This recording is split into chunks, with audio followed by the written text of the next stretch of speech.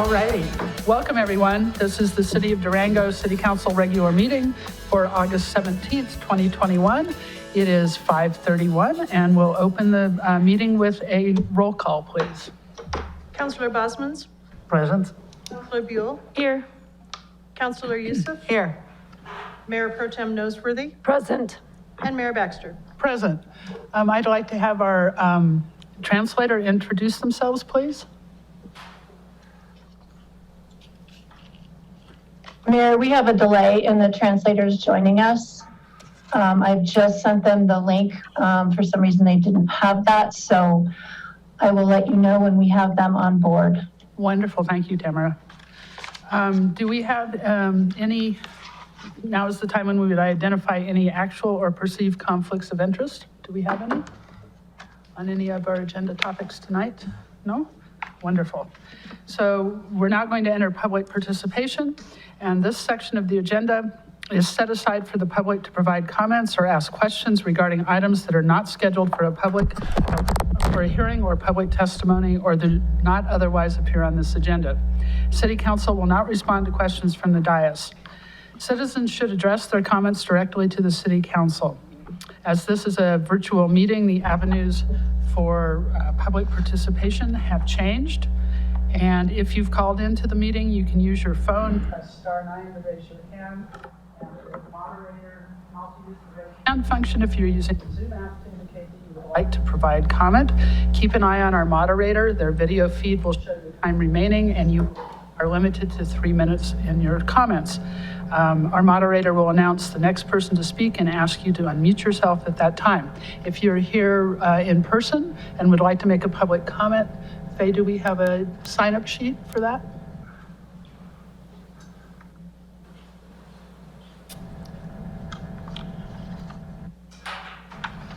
Wonderful, thank you. So we will do in-person public comment first, and then we will go and see if there are some virtual comments. And then additionally, we have a kind of an unusual public comment that will be a video that I will introduce. So Dorman McShan, are you here? And please state whether or not you're a city resident. Your name and city resident. My name's Dorman McShan, and I'm not a city resident, although I do have some properties in the city. And at the last council meeting, I asked if we could get something about the new median along Camino on the agenda, and you guys were gracious enough to get the staff to give us a report. And needless to say, I'm here to object to what's happening. I've had the enjoyment of a left turn into my business for almost 50 years, and that's been taken away by the use of the median, by the building of the median. And so it's devastating to our business not to have a left turn, and we're the only ones that my competition to the south does have a left turn, but I won't be enjoying that. CDOT will say they offered me a compromise, a left turn into the south end of my property, which turns my display area simply into a driveway and completely changes the way I would have to do business. So for us, it's a huge loss to lose 10 spaces that would be normally used for display. But more important than my loss is the loss that you guys are going to incur from the way we're handling the increased traffic along Camino. This corridor has been a problem for a lot of years, and we all know that we've needed a stoplight at 11th Street.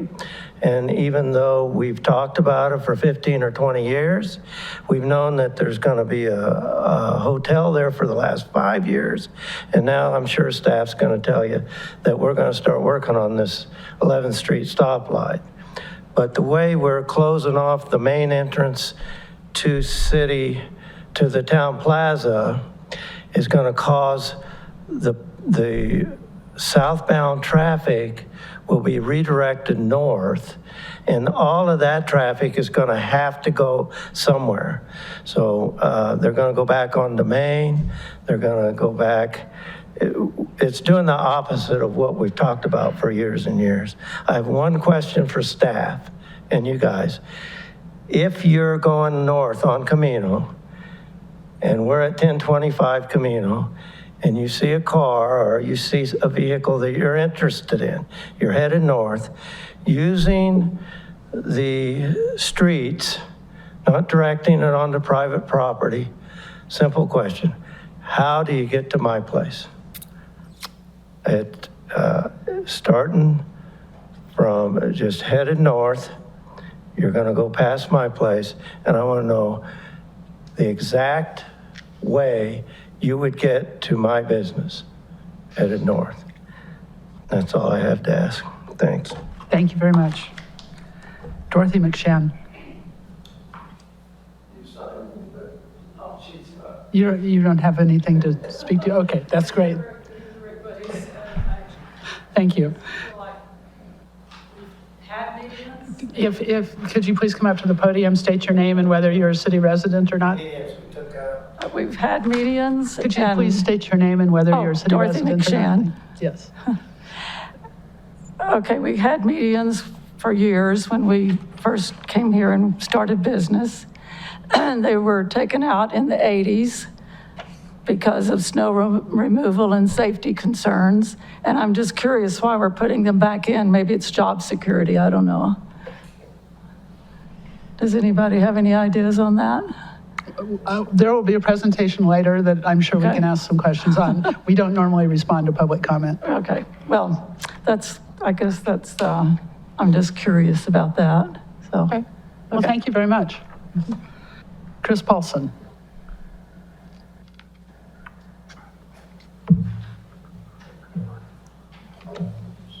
Hi, I'm Chris Paulson, 423 East 30th Street, Durango, and that is in the city. I just want to invite all of you to come to our open house at the Ohana Kuleana Community Garden. I've got a few little cards here. If you don't mind, I'll leave them there. It's tucked away a bit. It's at East 6th Avenue and 30th Street. It's from 9 to noon this Saturday, August 21. And we'll have food, and the theme is Ask a Gardener, so that those of you that are interested in gardening can go around and talk to our people and find out what works, what doesn't work, how we conserve water, what plants seem to grow, how we deal with frost, and what sorts of things you have early season, late season, and get to know us and realize we have a huge asset here for Durango, and we would like to keep it. And we're working on it. We did follow through, and we had a number of us meet at the, it was on the agenda of the Parks and Rec Advisory Board meeting. They seem to want some more information, and we're doing our best to follow up with that.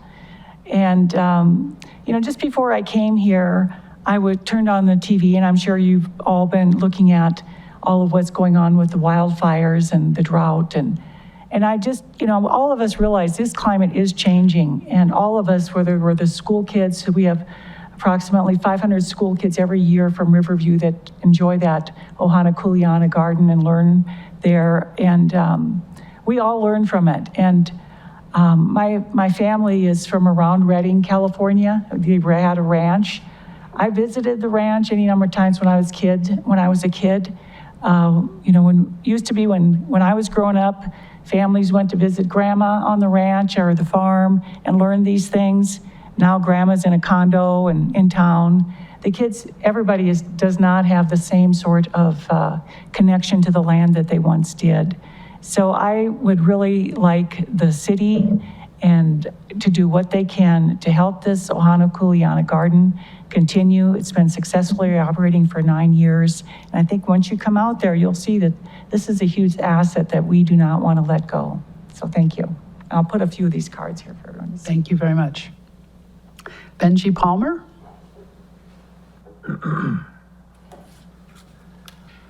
Hello, my name's Benji Palmer. I live at 822 East 32nd. That's also within the city limits. I'm also a member of Ohana Kuleana, and I'm going to bring up 3 things. First is just additional information to add to everything I said at the last meeting where garden members came, and talking about conversations I've had with Terry Nykum and Scott McLean, who came to visit the garden to do their job, which I really appreciate them following through on. And the last would be reiterating the invitation to the open house. So for context, I'm an outdoor educator. I've worked in outdoor education in a variety of capacities for a decade, a little more than a decade now. And I realized in the meeting with the Parks and Rec Advisory Board that there were things that I didn't say here that I'd love to add. In terms of the value of this resource to the Parks and Rec system, this garden, a community garden, presents far and away the largest age range that I've ever experienced in any type of outdoor education. We have an 80-year span between our youngest members and our oldest member, which is simply something you don't see in other types of outdoor recreation. You can get it on a walk, but municipally funded park systems just don't have that same thing, right?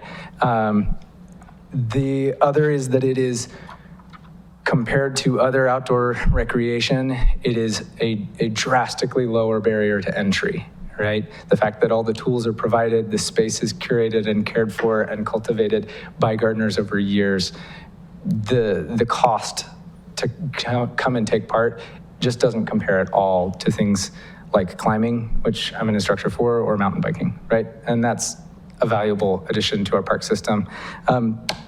It's also a type of outdoor activity that we don't get with standard outdoor recreation, right? Most of our outdoor recreation involves traveling through a space rather than connecting to a specific spot and growing something. And so even if you don't fall in love with growing at the garden, it's just a different offering that we don't have a space for right now in our Parks and Rec system. So I think those things are things that I pointed out to the advisory board and that I wanted to reiterate here to you. I have 37 seconds. Terry Nykum and Scott McLean came by the garden. We spoke about the meeting there and the meeting here, and I expressed that my understanding of the kind of push to us was that we needed to go and talk to them so that they could provide a solid recommendation for you, the city council, to look into acting on this. The response that I got was that that was not what they had understood was being asked of them. So I guess my request would be for clarification, both to us and to the Parks and Rec Advisory Board, about what it is the council is looking for, whether you're looking for a request for you guys to act, or whether you're looking for them to come up with a plan about how they will act on this opportunity, because that doesn't seem to be clear right now. And again, I would love for all of you to come to the garden like Terry and Scott did and see for yourselves what we have. And we have that open house this Saturday, 9 to noon. There should be a lot of people there. We'd love to give you a bouquet of sunflowers. Great, thank you. Thank you very much. Tamara, do we have our translator available to introduce themselves? Our translators have not yet joined. All righty, thank you very much. And do we have any virtual public comment? So far, I'm not seeing any hands raised. If you are joining us on Zoom and you would like to comment, please raise your hand. I have one hand raised from Mary. Mary, would you like to go ahead? Yes, thank you. Just briefly wanted to, regarding the Miller Middle School, rebuild, renovate, remodel debacle that we have been trying to get a clear answer on. I know the final vote, I believe, by them will be August 24th at their last meeting. According to the newspaper, they have decided that it will still stay to be reconstructed on site at the existing Miller. However, it's still a little uneasy whether that will actually happen or not. And I guess just the fact that the whole election, the ballot language was kind of ignored as to what the people voted on, that they would even be considering any other location other than the existing Miller site is just confusing to us as a community. I would like to know, we're not sure as a community, do we address this to city council? Samantha Gallagher made a comment at the last Zoom, the CFO of the school district, that we should really talk to the city about purchasing that land, the Riverview Sports Complex land. And that makes me wonder, is there something else that they're planning on using that land for? And it's worrisome because of the same ideas. If it's anything large, I don't know, a developer building homes, that would again be traffic congestion in our small neighborhood. But just the fact that it's this complex, you know, that was built in 1997 and was begged for, 3 youth-size baseball fields, regulation-size soccer field, and so many other multi-uses for this green open space. And we don't know, do we address it to Parks and Recreation? Is it City Council? Is it Land Conservancy, open space? We just need to know where to go from here, because I believe there was some use regulation from the Barbara McDaniel donation to the school district or to the county as to how this land is to be used. And once upon a time, that was for youth recreation. So we're trying to dig up that information. If there's anyone in the city that could help us try to locate deeds and titles and things like that, just to see what it was specifically to be used for. And if it could stay the Riverview Sports Complex, which is so beneficial to the community, that would be great. And we could use anybody's help to guide us on that. So thank you for your time. I do appreciate it. Thank you very much, Mary. Appreciate it. Tamara, do we have any other public comment virtually? I do not see any more hands raised.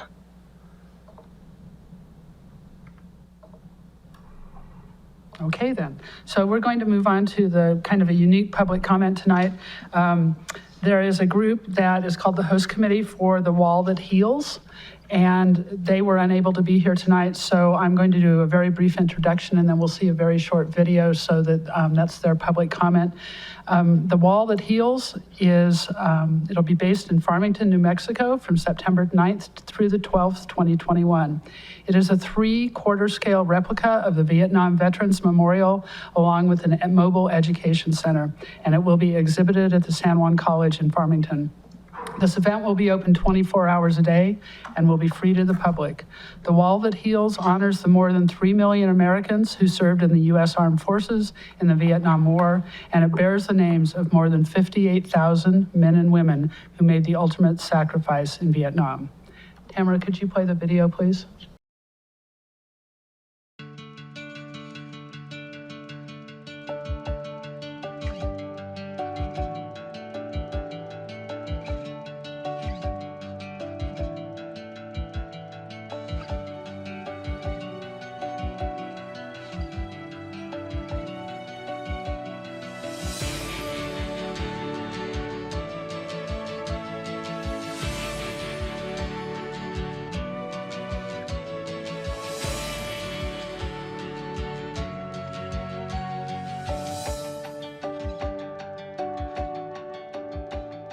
It's a different experience to see it.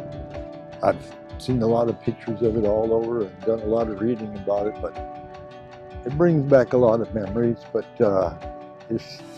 kids need something to stand up for, and this is part of it, because everybody gives their life for something sooner or later.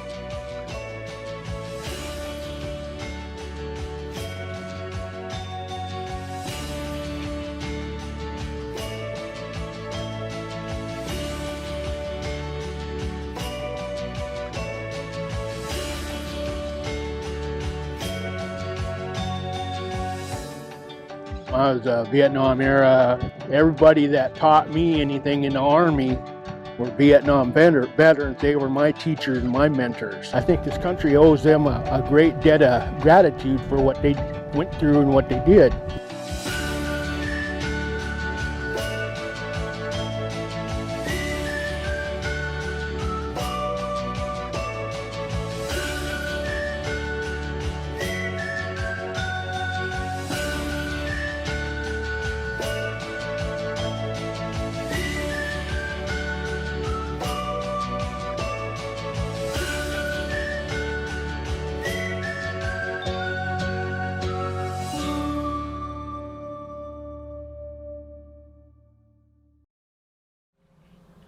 Thank you. So now we move on to proclamations and presentations, and we have a staff update regarding Camino Medians project. Is that, Keith, is that you behind the mask? That's right. All righty, thank you. Set up the same, I don't want to. And are we doing masks while we present? You do not have No, it. you You're can speaking speak here. without it so we can hear you and understand you.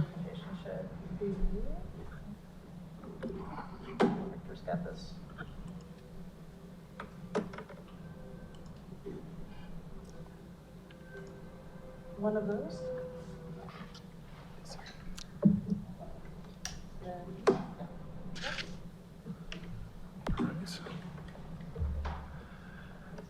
All right, good evening, Madam Mayor, councilors, and staff. I'm Keith Doherty, I'm the interim city engineer. I'm here with Allison Baker, our Public Works Director, and a few others who might be able to chime in if we have any questions. But I'm here to give you a brief update on the CDOT 9th to 14th medium project. I have a quick outline here of what we're going to talk about. I'll do a very brief introduction, and then I've broken the project down into three main components: the 9th Street improvements, the medians from 8th to 14th, just following the project rendering I've got from CDOT, and then the 12th Street intersection improvements, which are around River City Hall and the Hawk Crossing. I've left a little time for Q&A. I know this is supposed to be brief, but we can do questions and answers. But at the same time, I like to keep things relatively informal. So if you want to interrupt me and ask me questions, I'm always happy to try and answer things as we go. So jumping in really quickly, I have just a vicinity map of where the project starts. You can see it actually starts between 8th and 9th Street, so I don't know why it's called the 9th to 14th medium project. But that brings me to kind of my next introduction point is this is not my project. This is not a city project. It's actually a CDOT project. I'm pretty familiar with what's been going on just because we've been interacting with CDOT on a number of levels relative to permitting, traffic control, right-of-way acquisition, et cetera. But this is a CDOT project. So I can give you as much detail as I can, but I may not have all the answers for you. As you can see, the project starts at 8th, comes up to 9th Street and fans out to both the east and west side of 9th Street, and then continues north all the way up to 14th Street. Jumping into the three main components, the 9th Street intersection. Can you share your screen so they can see it on Zoom? Oh, okay. Victor asked me to ask. Sorry. Just go into Zoom.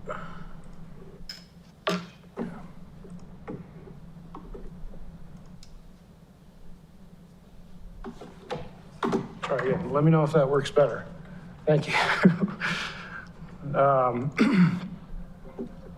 So 9th Street intersection, you have this is looking north along Camino. You have the Speedway in the upper left, Town Plaza to the upper right, Vector Brink to the lower right, and the Durango Downtown Inn or Applebee's on the lower left. So the project here is widening the right turn lane on 9th Street on the west side of Camino. So this portion, let's see if you can see my mouse. This portion, this right turn lane is going to be widened to the southbound movement onto Camino. It's going to be adding a bike lane, more specific bike lane to that configuration. They're going to be updating the ADA ramps at all four corners at this intersection and also replacing the current signals with new poles and signals at all sides. So going down to 8th Street, the orientation is now shifted, so north is to the right on these screenshots, and this is how CDOT laid out the rendering in their documentation they sent us. But Applebee's is on the west side of the road, Vector Bank on the right. You can see they're adding a median here that will change the access for those businesses. It will allow for left turns to go eastbound on 8th Street, which is again the left side over here. So left turns will be able to go to 8th Street on the southbound direction, and going northbound, left turns will be able to go back to 9th Street. As we continue north, you can see the 9th Street intersections on the left side. Again, north is to the right, just to keep our orientation. You have the Speedway and Whitney Auto Sales on the west side and City Market on the right. Again, adding a median here that will change access to those points. And this continues north as you go towards 11th Street. You can see Precision Imports, the Holiday Inn Express, Natural Grocers and Prohibition Herb on the west side of the highway, Walgreens, Wagon Wheel, Durango Joe's, et cetera, on the east side. Can I straight away ask you a question? Yes. Can you explain how the traffic works for Precision Imports? Yes, to kind of address that, Mr. McShann is correct. Those access points at his property will change. Currently, there is a southern access or curb cut and a northern access. I don't know the exact details of how they operate, but as you can see, there are some vehicles that are parked kind of in front of that southern access. So while it technically is a full movement access with right in, right out, left in, left out currently, that will change. It would be a right in, right out, and there was, it's my understanding from talking with CDOT, there was an offer to make that a shared driveway between those two, so that left turn could make it into there. I believe that the shared entrance wasn't the preference, and it does change the way that that would have to operate on that section. My understanding is most of the traffic is on the north entrance. Again, this is currently a full movement access. Left in, left out, right in, right out, all movements can make it to that location. After the median project, it would be restricted to right in, right out only. But just so I understand, the arrow on the top left, that entrance coming from the south-north is not able to go into the Precision Imports property. So people that come from the south driving north, I assume you have another picture coming up. Maybe you can explain how they end up coming from the south, how they end up on the property. Yeah, I think Mr. McShann's correct that they are going to have to go up either to 11th and do a U-turn and come back, or find another place to come southbound on that route and do the right in, right out to that property. So where it says Durango Joe's, is that the first left turn that they can make? I guess without entering private property, it's going to be tough. They're either going to have to do the U-turn, or they're going to turn and go through Natural Grocers or the Holiday Inn Express. This one has changed. It's not quite as obvious on the screen because the Holiday Inn Express put in their median as part of their development improvements. And so there's an existing median here now, so it's faded out. It's a little harder to see on this screen. But that would be a U-turn location, and potentially, as you mentioned, when the signal's there may be opportunity for people to turn there. So that is a legal U-turn, or is that an... It hasn't been signed yet, and so that would be part of something we would have to work out with CDOT, is if that would be a legal U-turn there. It admittedly would be a difficult maneuver considering the volume of traffic on the highway.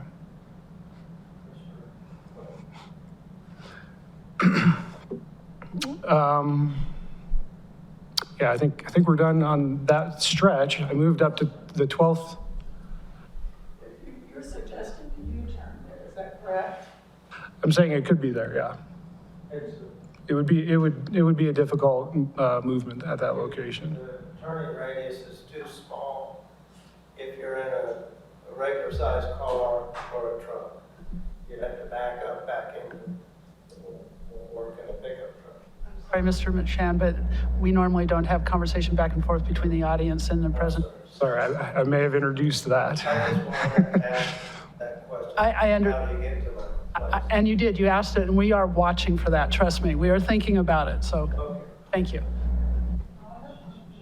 So maybe I'll jump in. Sure. Assuming that there is a likelihood that that turn doesn't work, let's move further down the street and see where the next turning option is. Yeah, it's going to be a little bit off the sheet. The next option is going to be as you come up to 12th Street for a left turn to come into the entrance, which is River City Hall and Backcountry. So this is the next location where you'd be able to make a left turn off of that medium project. And is that also a left turn or a U-turn? Or likely no U-turn, you have to go left and then make a U-turn in? We would have to coordinate with CDOT if they'd be able to make a U-turn there. Again, I think that would be a difficult turn with volumes of traffic there. But I just want to be clear that if they turn left there, they can go beyond that to the experience and turn left again, come back around back to the experience and then turn right onto the highway without crossing any private property. That's correct. That would be a way of doing it. It's kind of hard to see. Again, it's cut off on the rendering, but they would come around the back and they could come up Veterans Way and then turn right and head southbound. You could turn left at 12th Street, coming down River City Hall, come behind and up Veterans Way, which is this one, and then you'd be able to make a right turn and go back down on the southbound direction. So business, are you going around? I'm sorry, I'm really sorry, but this isn't the format. I understand your frustration and your desire to have this conversation. It's okay, thank you. I'll move on to 12th Street. So again, this is River City Hall and Backcountry Experience. Currently, this is a 3/4 movement intersection and it will stay the same other than the emergency vehicles will still be able to exit left. The median that is now here at River City Hall will be removed and they're going to bump out the sidewalk to provide a more traditional intersection with the ingress-egress lanes. It will, again, there will be no left other than for emergency vehicles. And probably one of the bigger changes that's going on here is they're going to replace the span wires for the Hawk signal and they're going to put that on a pole and a mast arm. So it's going to look a lot more like a traditional signal, but it is only going to operate for the pedestrians. And then once you go north of 12th Street, there are no other access points on that corridor, so it's a solid median all the way up to 14th Street. One of the key components I know CDOT was looking at was a lot of people shortcut this left turn. It's signed right now, no left turn, and a lot of people cut that corner, so the median will block off that movement to that 14th Street section. So that's the overall picture of the project. Again, they've started work at the 9th Street intersection. They started saw cutting, and I'm sure a lot of you have seen the traffic control going up, and they've started prepping for the medians. They're going to start from 8th Street, work their way north, and at the same time, 9th Street will be ongoing while they're installing the medians until they get up to 12th Street. A better photograph, Ariel, of the area of Precision Imports, so we can see a relationship between that business and the business to the south of them? We can pull it up on GIS if you like. I think it might be helpful because what we're seeing in these photos is not a very good representation of how the businesses relate to each other.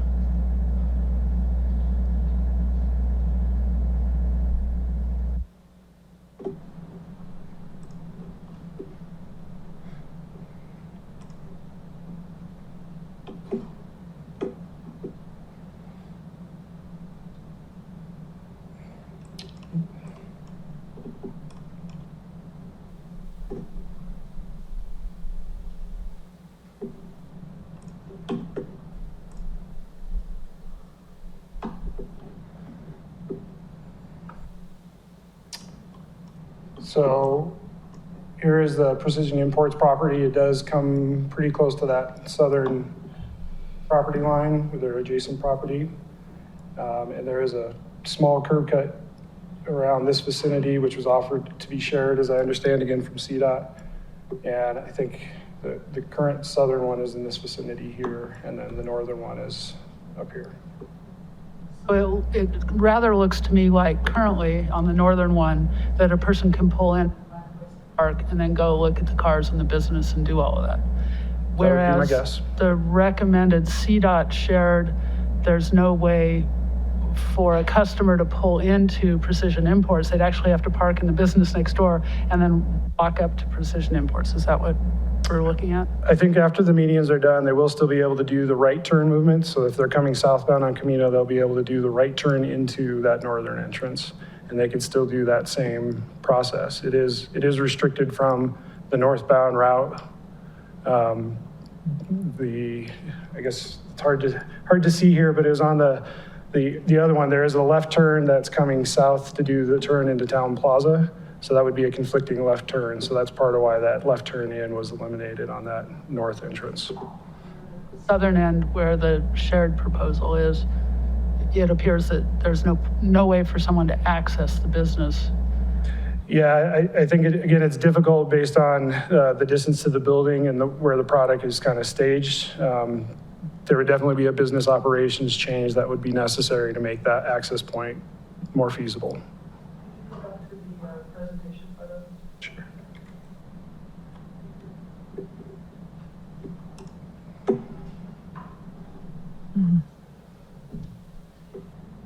So here's that southern left turn, and then this is the left turn coming down for the turn into Town Plaza. That would be conflicting so that vehicles would not be able to turn left into that northern entrance. So essentially the business would, if there was that shared driveway was used, the business would have to reconfigure and essentially put their display cars up in that kind of round blob that's on the north there, so people could drive in front of the business and access it. Yeah, again, I think there would have to be some changes to the way product is stored on that site or how things operate on that business. It's true. You have more to go with your presentation? No, that was actually it. It was just questions and answers at this point. Any council questions or comments? I do have a couple. So, Mayor Pro Tem Noseworthy and I, we rode, we were in wheelchairs down 8th and 9th on the sidewalk. There's just no chance to upgrade those sidewalks and as we connect to the ADA upgrade ramps. Right. Are we doing that? Not as part of this project. This is just medians only. So is there any way, it's just not an option, it's just medians, we can't? Again, this is a CDOT project. They did this design in the corridor. I think they're looking to, when properties redevelop along this area, that those improvements would probably be installed at that time. All right, speed limit will still be 35? As far as I know, yes. I don't think anything's changing there. And two more questions. I wanted to know when this project is taking place. And then I wanted to look at the Powerhouse Science Center entry one more time, please. Sure. So they started construction last week. Okay. Yeah, they started mobilizing and started some construction last week, largely just locating utilities, potholing, getting their game plan together. We've been discussing them traffic control, which is definitely a challenge in this corridor. They told me the current schedule is 96 days. That's working days, so it's going to be more than 3 months of work. So it's going to be an extensive timeline here. And big, are we anticipating significant traffic delays likely? Unfortunately, yes. Yeah, at a major area. This is going to be hard. This is going to be hard on the community, the commuters and the tourists. This will be a difficult project.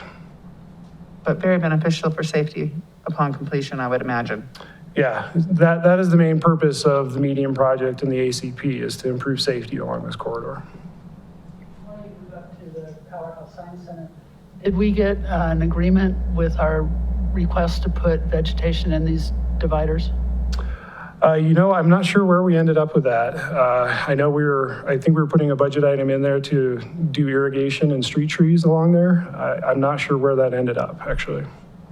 Right, so we were talking in the dividers, so maybe you could follow up with that with us at another time. Sure. I also do have a question of a general nature, and I recognize you don't work for CDOT, so work for the city. I'll do my best.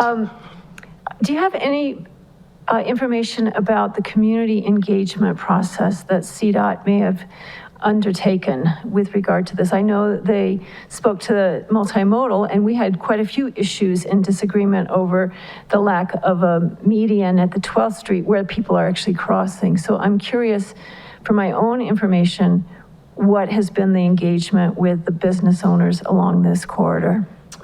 I believe CDOT has done multiple public meetings. I think this was done years ago. The original ACP, I think, was done in 2009 and approved in 2010. They updated it in 2013. And then I think as they were approaching the design, and this kind of came back to life, particularly with the Holiday Inn Express project that happened, is this started coming back to light. I believe they did another public meeting. I wasn't involved in those meetings, but I think some city staff may have been. So I know they've done at least multiple iterations of public outreach back when they originally did the access control plan, and then when this started to become a reality that this was coming. If you'd like, I can get some more specifics on that as well. Oh, sure. You want me to look at GIS for that entrance?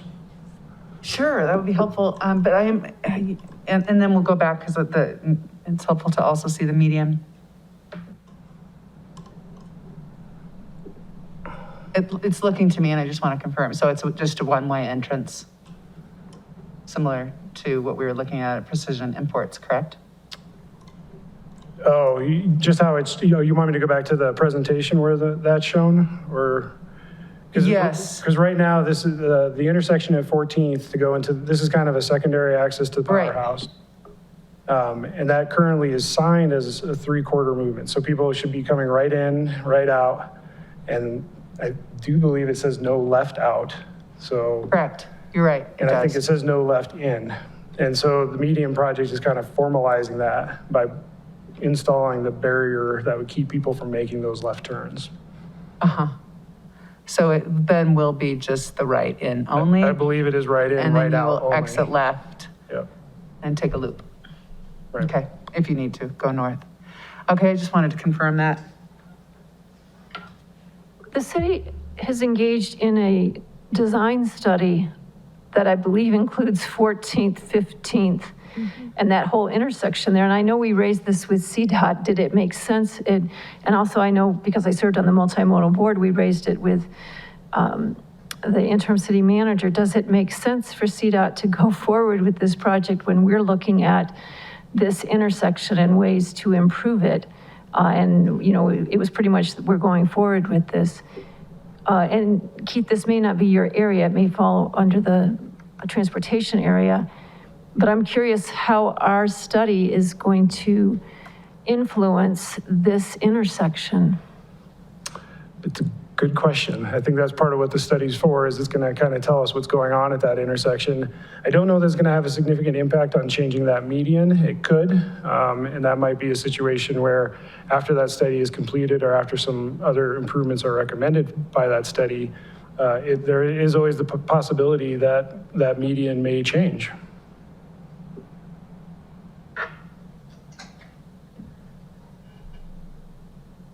Can I jump back in? Please. I'm always concerned of wasting money, no matter if it's CDOT's money or city money. Now, with this median, I think it's a perfect example where it seems CDOT moves forward, some public engagement, some communication with multimodal, but they move forward with their thing. And even the communication, it seems to be just for this specific project and not so much with how that ties in with the way we want to have our city look like now and 10 years from now. So the example that was raised is a perfect example where they put in a median, let's say it costs $500,000, and in 2 years we rip it out because we want a traffic sign or some sort of flow. Right. Do you feel you have a say in your department when you meet with the CDOT? I think we do. I think there is definitely a coordination between us and CDOT. And again, there's the access control plan that kind of, this was a coordination between the city and CDOT to try and improve safety in this corridor. So I think we do work together with them on these issues.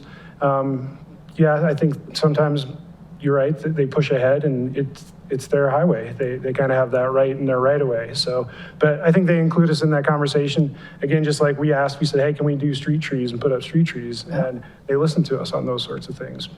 So that is for the actual project. And if you look at the bigger picture on that whole corridor intersection and how that would look or potentially could look in the long term, do you feel that the city has a say in the bigger picture and say, okay, well, it's nice to have a median, but we really want to change it? Or multimodal says something in another direction? I'm just wondering to what degree you feel confident and to what degree they listen to multimodal, for example. I do. I think they take our comments into account. I think there's always the question of timing. You know, they have a prioritization, they have funding, they have timing. That doesn't always align with what the city is trying to accomplish. And if our vision's not complete, they can't always take that into consideration. So I think they listen when they can. Okay. And the last question I had is more for property owners that are impacted negatively by these medians. You're one example, but I think not the Discovery Museum, but the building, the office building next to it, they have, and they already had only a right turn in anyway, but they are maybe impacted.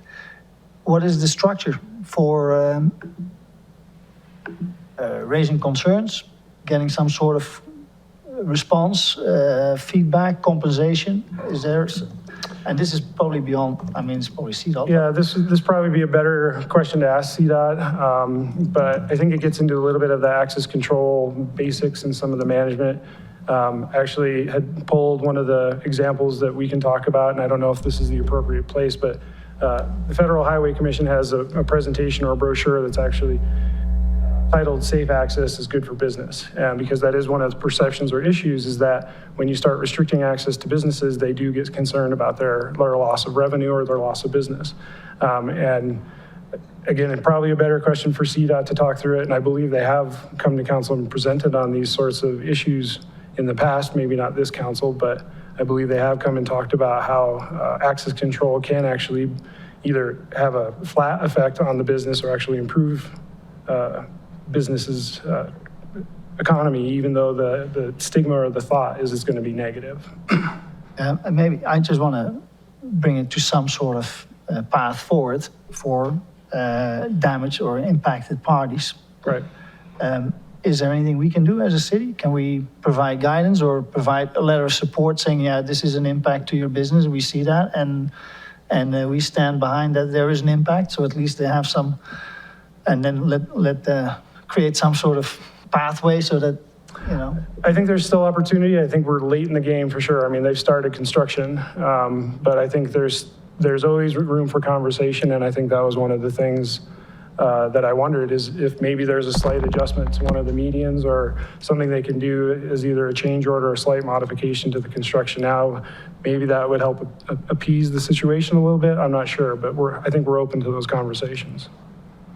So how do we proceed? I don't want to, it's not the meeting to have that discussion, Right. but what is the next step? And then we'll leave it at that. Or maybe Jose, you should participate in that. Yeah, I don't know if I have a good answer for that. right The now. part of that really is a discussion with CDOT, and I do believe the staff had met with business owner, Ms. McShann, about this, and we not express concerns. Kevin was there, and I think he told CDOT that there was a concern there Yeah. when it was first coming. So we did have that opportunity to express that we saw that there was an impact to the business.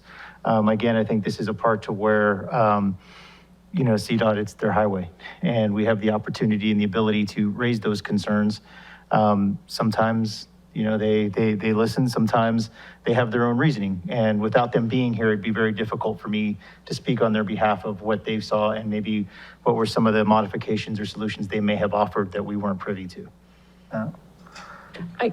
My comments, I guess, would be like, I'm looking at this Camino underpass design that pretty much takes out half of these medians in the long run, potentially. I mean, who knows when it'll come through. Right. I get safety's a concern there. That's a total show to drive through, and that whole area is a mess. Yes. I'm a small business owner. I 100% get like an effect on your business and your livelihood. I mean, my small businesses is how I feed my kids and how I live in Durango. And so I understand that. And I think that having our sympathy is, I think you do, and we are listening. However, just like when Birds came to the table when that crossing was going in, and this isn't the first time a business has come forward with concerns as to what CDOT's doing. There isn't much, I don't think that, in the long run, like you said, we're late in the game.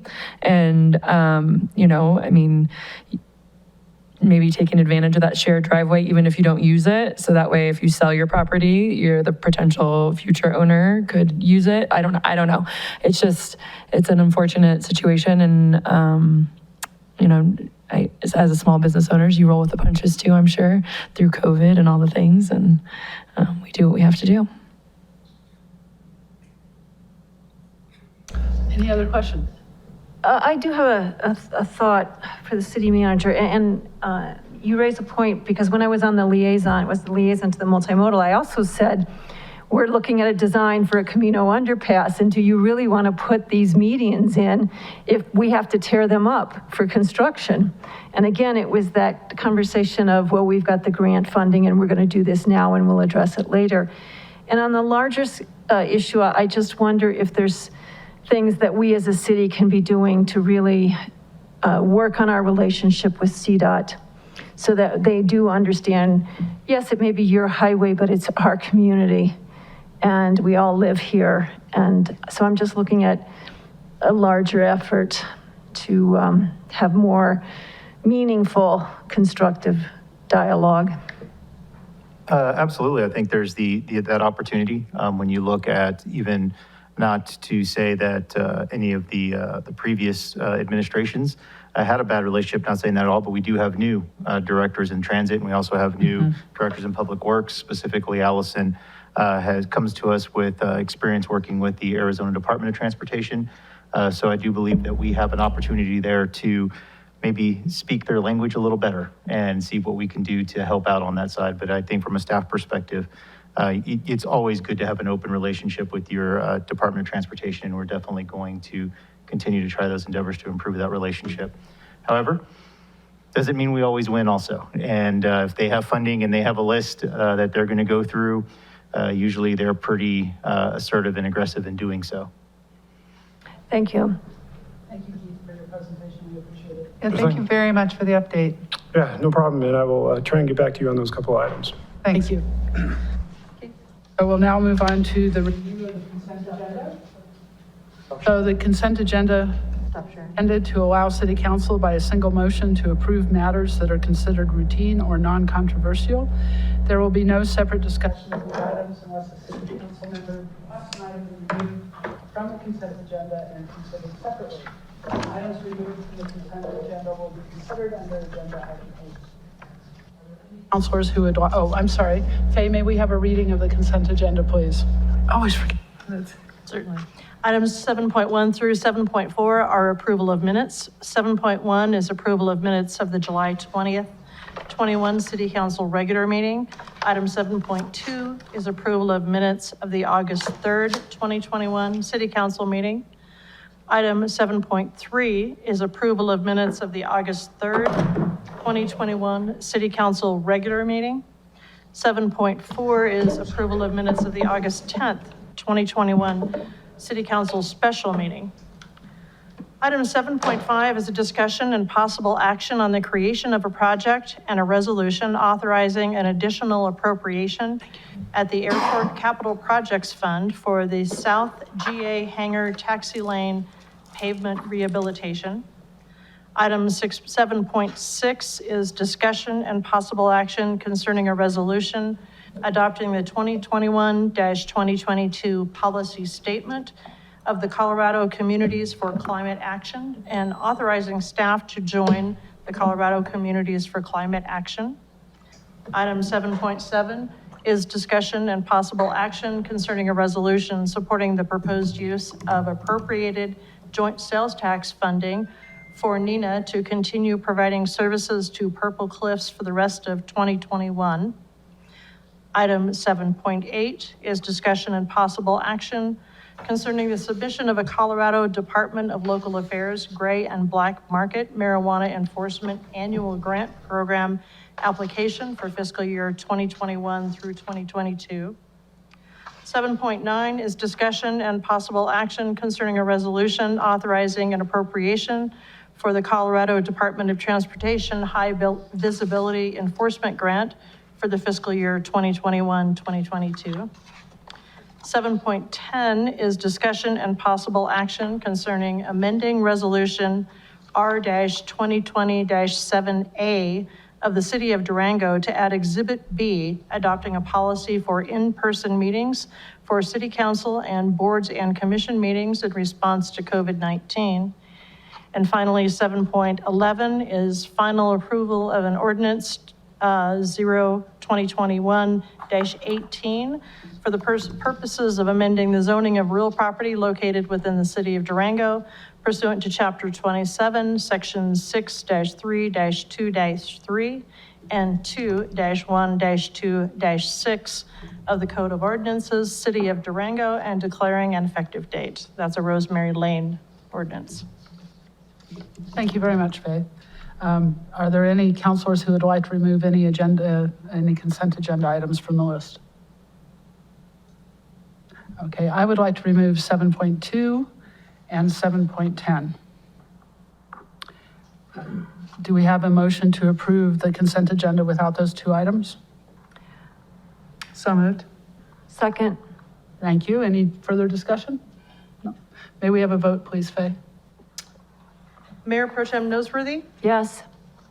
Councilor Youssef, Yes. Councilor Bosman's, Yes? Councilor Buell, Yes. and Mayor Baxter. Yes. On the 7.2, which is the approval of minutes, August 3rd, City Council study session, I just want to note that there's a couple of incorrect statements. I wanted to ask us to change that the marketing committee would consist of Councilor Buell, no, I'm sorry. The marketing committee would consist of Councilor Youssef and myself, and that the Arts and Culture Committee would consist of Councilor Buell and Mayor Pro Tem Nosworthy. So those were either not stated in there or they were inaccurate. With those changes, do I hear a motion to approve those? So moved. Motion to approve. Second. Thank you. May we have a vote, please, Faye? Mayor Pro Tem Nosworthy, Yes. Councilor Youssef, Yes. Councilor Bosman, Abstained. Councilor Buell, Yes. and Mayor Baxter. Yes. So then item 7.10 is a discussion and possible action concerning amending resolution R 2020-7A of the City of Durango to add Exhibit B, adopting a policy for in-person meetings for City Council and Board and Commission meetings in response to COVID-19. So the question that I had is on the page that says page 4 of, or is number 40 in our packet, the Exhibit B, number 4. It says the presiding, okay, well, I'm going to back up for just a minute here because it's discussing public comment and how many people can be in the city hall in the chambers at a certain amount of time. And it's saying that if only 20 is allowed, for example, the rest of them have to line up outside. And then it talks about that the presiding officer, which in this case would be me, the mayor, shall make reasonable efforts to receive public comment from those participating by phone or internet on a particular agenda item before receiving public comment from those waiting in line for in-person testimony for that same agenda item. And I would suggest that that's backwards, that the people who show up here in person, particularly, it also talks about inclement weather, particularly that they should have the first option to speak because the people who are virtual are probably sitting at home in the comfort of their own homes waiting and they can speak. The people who are here might have somewhere else that they need to go. So I would like to request that we actually reverse that and change it so the people who are physically present have the first priority for speaking. Unless you have a reason why it was. No, this was taken as, frankly, this was done quickly, try to get ready for this meeting and taken from another example. I have no reason that shouldn't be flipped from my perspective. Any comment by council about not flipping it? That makes sense. Okay, so with it flipped, do I have a recommendation for a motion to approve it? Mayor, if I could just really quickly, just with this, just for those that are in the public, once this passes, this does give us the ability to follow the health orders and health guidelines. So that would mean that masks would be required if you're in here regardless of vaccination status. If you do have a health restriction, by all means, that is okay. But if this does pass, that masks will be required in this meeting moving forward, starting tonight. So just wanted to make sure everyone knew that in attendance. Well, except we don't actually have a public health order. We only have a public health advisory to that point. Yes, but we have the ability in here to require masks to follow the health advisory, which is recommending masks to be required within the within public meetings in which there are more than people in attendance. So then you, as the city manager, are making the decision that in this chambers, that's the case and within this building? That's what, on the number 1, shall comply with executive orders, public health orders, and other recommended guidelines for number 1 in that portion. So my recommendation would be, part of this would be to follow those guidelines that have been done by San Juan Basin Public Health.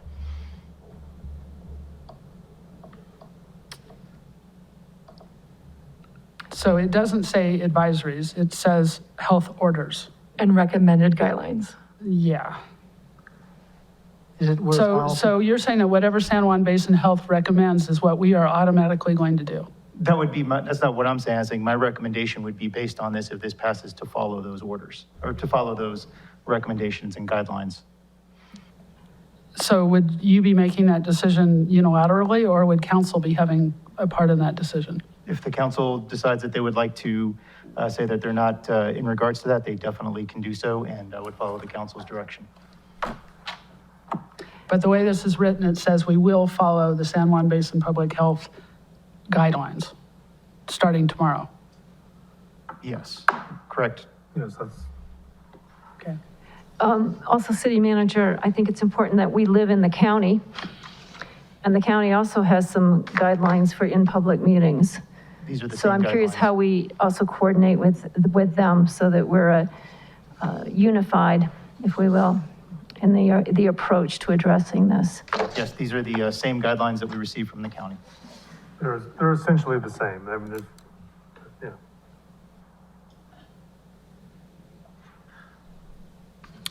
So where are we? I'm sorry, did we have a motion to approve and a second? I'll move to approve with the changes to item, which is the one down there? Four. With the changes, reversing the order in item 4. I'll second. Is there any further discussion? I have to say that I didn't read this that way, and that I thought that it was at essentially the city manager's discretion to choose to follow those orders, not to be obligated to follow those orders. So I just wanted to make that comment. May we have a vote, please? Councilor Buell? Yes. Mayor Pro Tem Nosworthy? Yes. Councilor Bosman? Yes. Councilor Youssef? Yes. And Mayor Baxter? No. So now we move on to public hearings. And our first thing would be legislative and policy-related hearings, which we have none. And our second, 11.2, would be quasi-judicial hearings. 11.2.1, a public hearing regarding the Bragar-Schult minor subdivision and lot consolidation. And I see that we have Mr. Shine here to give a presentation for us.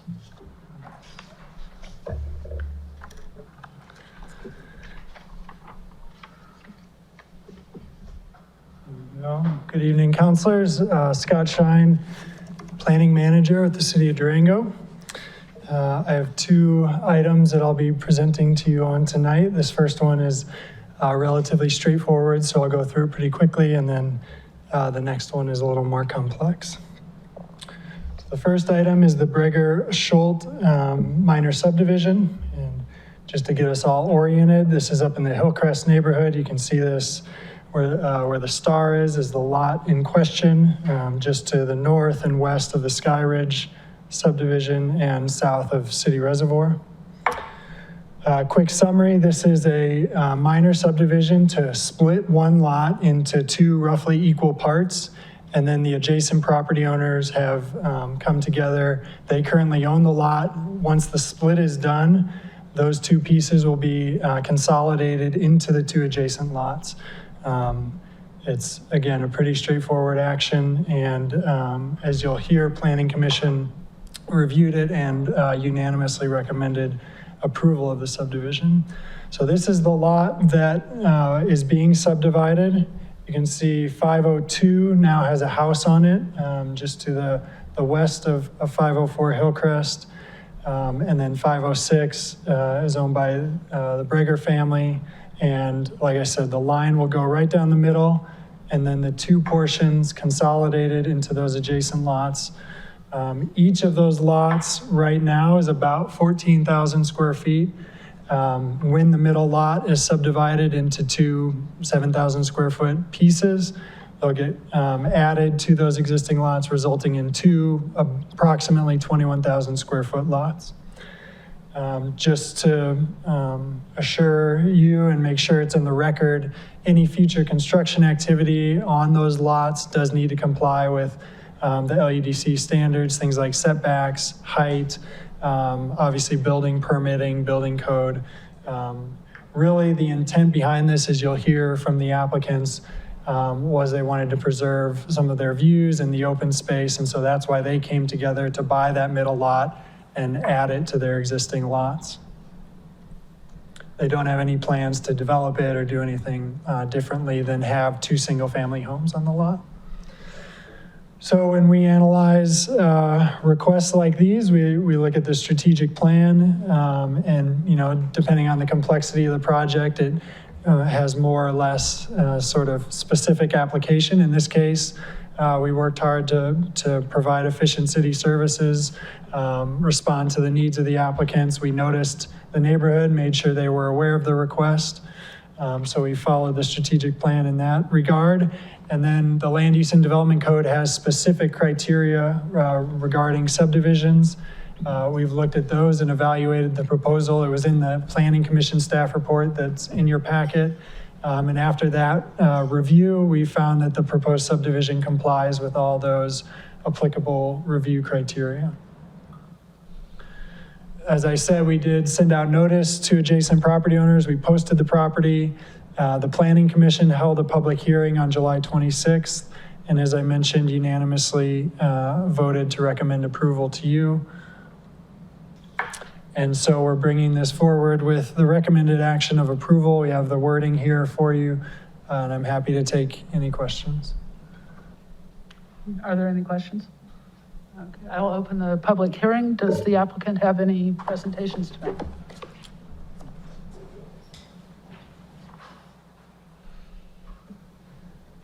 Good evening. My name is John Breger. I live at 506 Hillcrest Drive, which is on one side of this lot. David Schult is at 502 Hillcrest Drive. He lives on the other side, and I think he's attending via Zoom. This proposal came about after there was a proposal to build a very large house on this lot that would have been set way back, would have looked down into our 2 yards. They wanted a height exception of something like 25 feet. And that scared the two of us.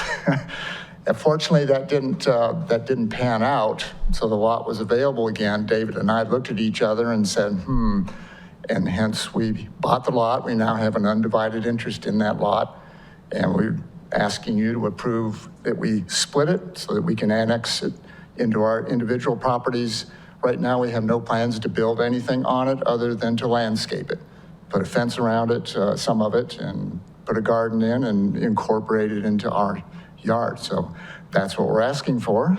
And very nice, thank you. Does Mr. Schult have any comments he'd like to make? No? Okay, is there any public comment on this? No? All right, then thank you. I'll close the public hearing. And council, do you have any other questions? No? Mayor, we do have David Schultz who would like to speak. Okay.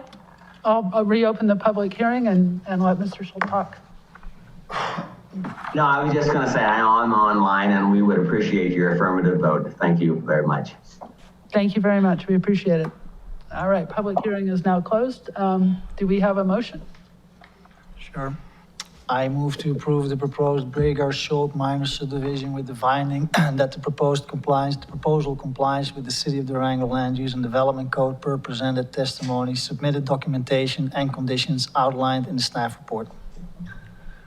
I'll second. Wonderful. Any further discussion? No? Faye, may we have a vote, please? Councilor Buell? Yes. Councilor Bosman? Yes. Councilor Youssef? Yes. Mayor Pro Tem Noseworthy? Yes.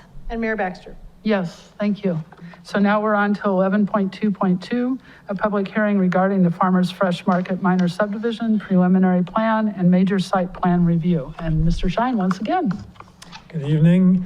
This one's a little more interesting and complex, so it'll take a little bit more time.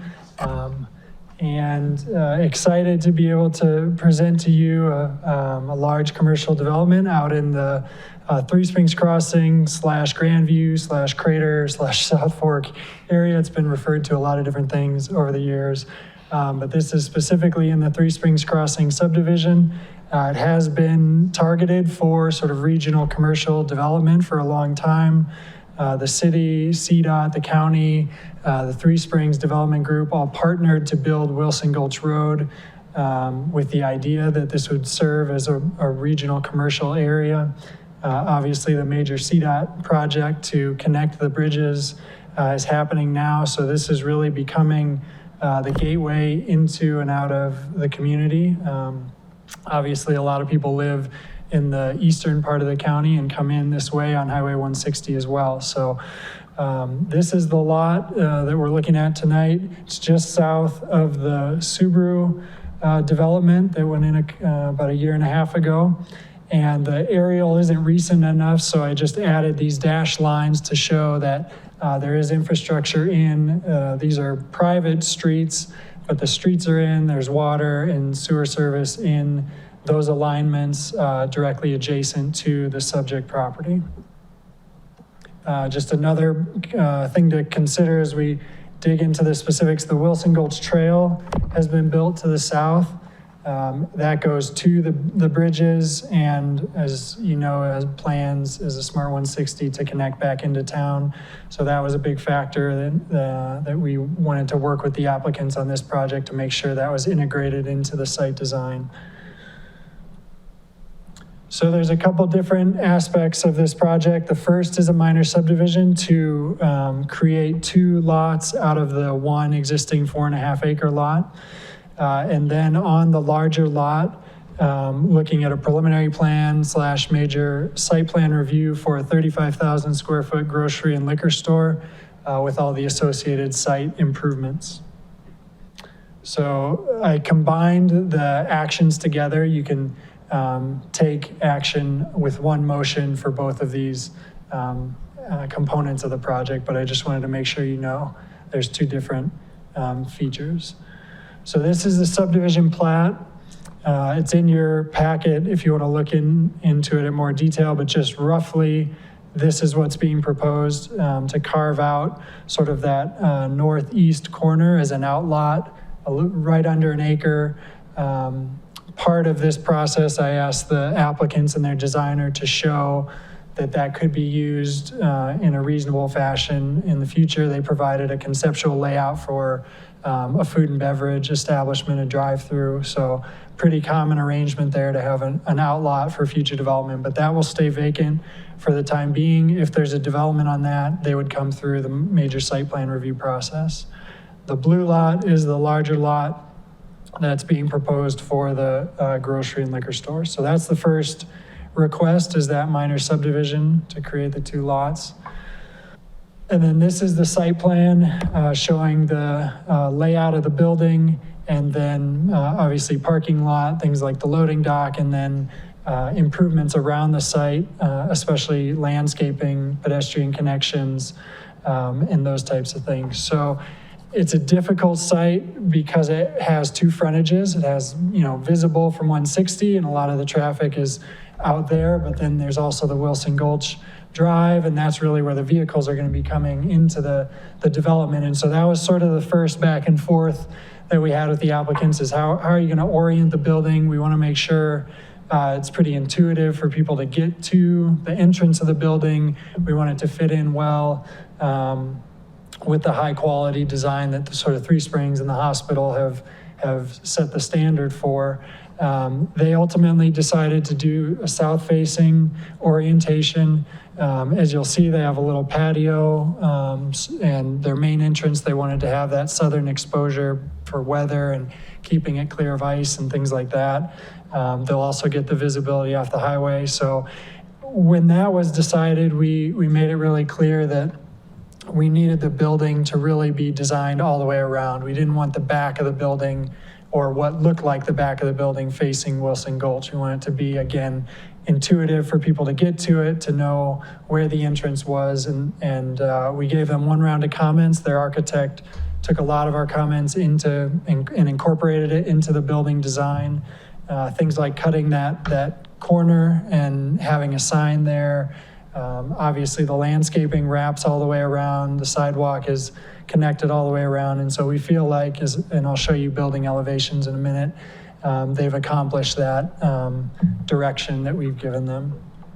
Vehicle access we talked about. There's multiple ways to get into and out of the site, so it'll sort of disperse traffic back to Wilson Gulch and then over to, I forget the name of the road that was just recently built as part of Subaru. There's multiple ways into and out of the site. The pedestrian connections are also very impressive, and I just did a quick diagram to show how they've provided a main corridor from the trail into the entrance. That's the one going north-south at the bottom of the screen. And then sidewalks sort of wrapping all the way around, and then ADA ramps tying into the improvements to the north that were done as part of Subaru. So you got a good sort of network of bike and ped connections, people coming from Three Springs to here, coming from town. When the path is fully completed, we'll have a pretty straightforward way to get to the building and safe. The landscaping is always very important when we look at large commercial buildings, big expanses of parking. Durango has worked really hard to make sure that is designed well and broken up by landscaping. So we have some pretty specific and pretty ambitious standards for parking lot landscaping. I've summarized here what they've done. They're meeting our requirements for tree planting, for landscape islands, and buffering the building all the way around pretty significantly with landscaping. So it's still a large parking lot. It's a large, again, regional commercial building, but we think the landscaping will help soften the overall impact from the highway and from other views. So this is the front of the building. I think the architect may be online as well, and he has some 3D renderings, so he may be able to share those. But this just gives you a sense. It's got a mix of materials. It's broken up. We look for the roof line to be staggered, so it's not just one straight roof line. One thing that came up in Planning Commission was making sure that rooftop equipment is screened well, so we'll be working with them on the parapets to make sure that equipment is screened from view from different areas around the site. Lots of glass on the front, and like I said, different materials to break up the look of the building. The portion with the sign, not the deli sign, the other one, that's that main entrance from Wilson Gulch Road. So again, you have sort of a defined and a welcoming elevation for people coming in from Wilson Gulch. This is the rear of the building. It's, pretty unusual to have windows off the back of a large commercial building, so we feel like that helps a lot. There's gonna be a sidewalk right there. There's, again, a diversity of materials to break up how that building sort of feels on that north side. So again, when we look at proposals like this, we go back and look at all of our guiding documents, comprehensive plan, design guidelines, things like that. And in this case, there was a conceptual development plan prepared in collaboration with the property owners. So staff led that effort and created the South Fork plan. And as you can see, the property's been designated regional commercial. The proposed use is allowed under the conceptual development plan. And as you know, and as I mentioned, the area has been envisioned for large-scale commercial for a long time, and this is a great fit for the area. It'll serve a lot of Three Springs residents and other community members. This one has a little bit more applicability for the strategic plan, being a larger development. So we've done a lot of back and forth with the applicants and their design team. We see it as a great fit and a need in that part of the community. So we did work to make sure the process was efficient and clear, while also, managing the design and making sure it met with the character of the community.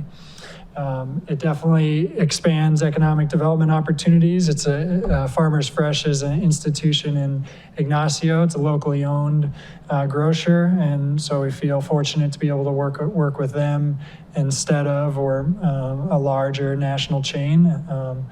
There's going to be some job opportunities provided, and you can ask the applicants more about that. And then looking at how the infrastructure is designed out there, we focused a lot on safety and connectivity. And like I said, with the investment all these public entities made in Wilson Gulch Road, it's now sort of starting to take off. There's a lot of other stuff happening out in that area. We're getting a lot of inquiries for other developments. So we feel like we are making sure that infrastructure is used effectively. And then in the LEDC, we looked at both the minor subdivision criteria, which we talked about on the previous project, and then the preliminary, it is a plan development, so the preliminary plan development criteria. I can go into more of the detail, but basically the summary is it doesn't compromise the health, safety, and welfare of the community or of the surrounding areas, and provides for some sort of innovative ways to promote bike and ped connections, and do some other things. I failed to mention that in the Three Springs Crossing subdivision, we had some other design standards about lighting, about site furnishings, about signage, to really kind of make this a cohesive development.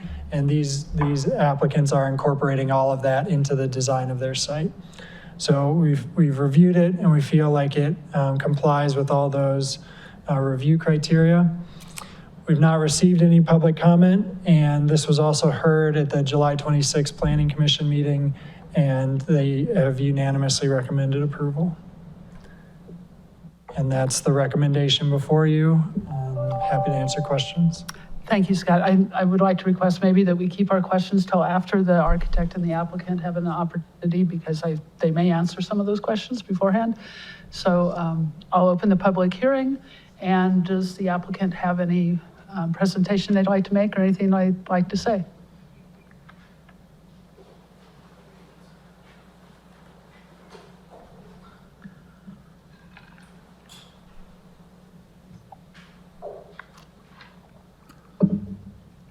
Good evening. Hello. Thank you for considering this project. My name is Amos Lee. I live at 927 J Road in Ignacio. Yeah, we've been in business out there for 6 years now.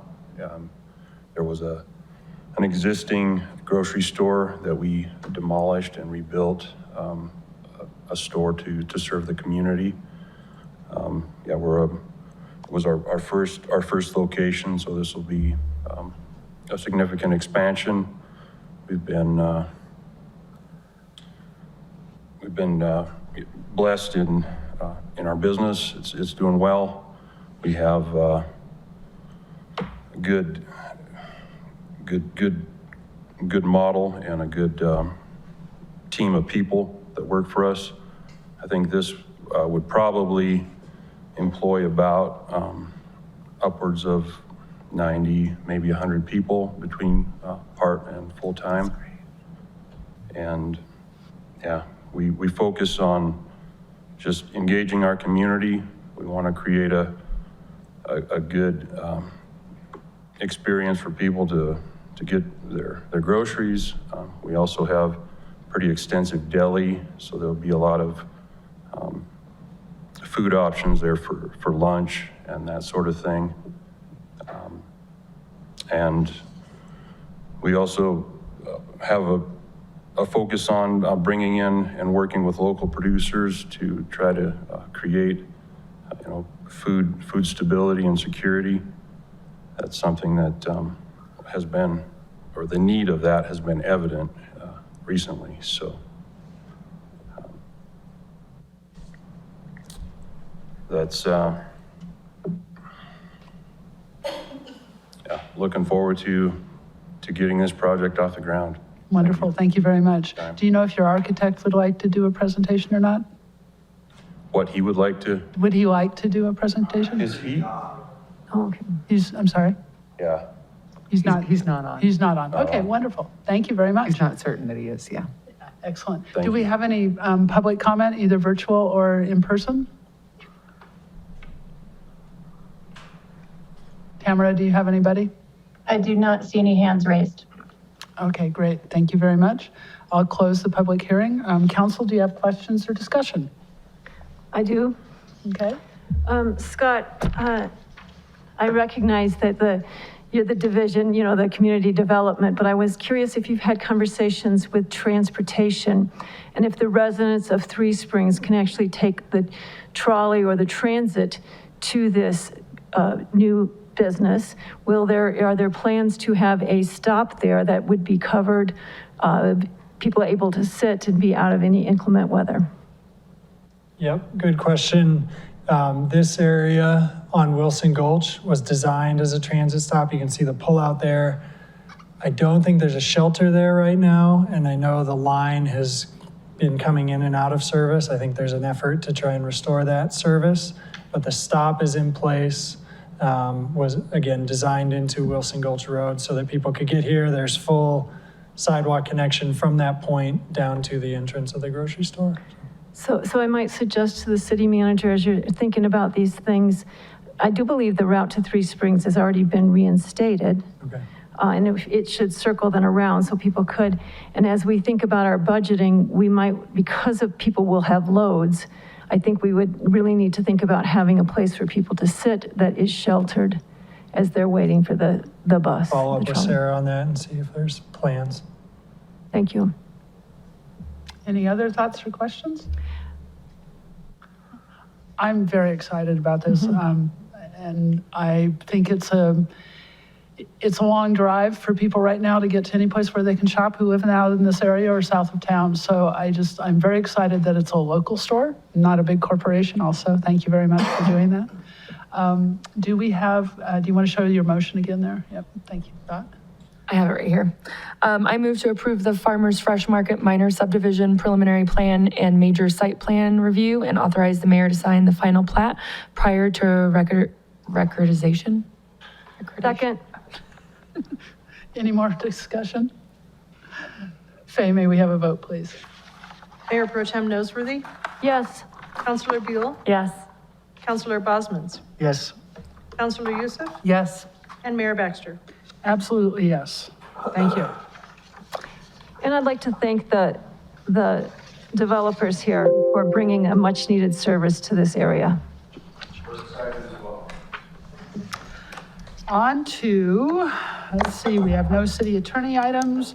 On to administrative with our city manager. So 14.1 is a discussion and possible action concerning a resolution approving a real estate contract for the purchase of the Best Western Durango Inn and Suites located at 21382 Highway 160, and authorizing the city manager to execute the contract and to close the acquisition, and approval of an additional resolution to appropriate funds for the purposes of earnest money. Nicole, wonderful. Good evening, Madam Mayor, members of the council. Nicole Killian, Assistant Director of Community Development. And I'm going to quickly share my screen. So this is a request, a couple different requests as part of this agenda documentation. But it is a request for a resolution approving a real estate contract for the purchase of the Best Western. So the contract's attached, that resolution's attached, and then there's a second resolution to authorize the additional appropriation of funds from the general fund into our new Housing Innovation Division Fund, which will be used for the earnest money for the purchase of the hotel.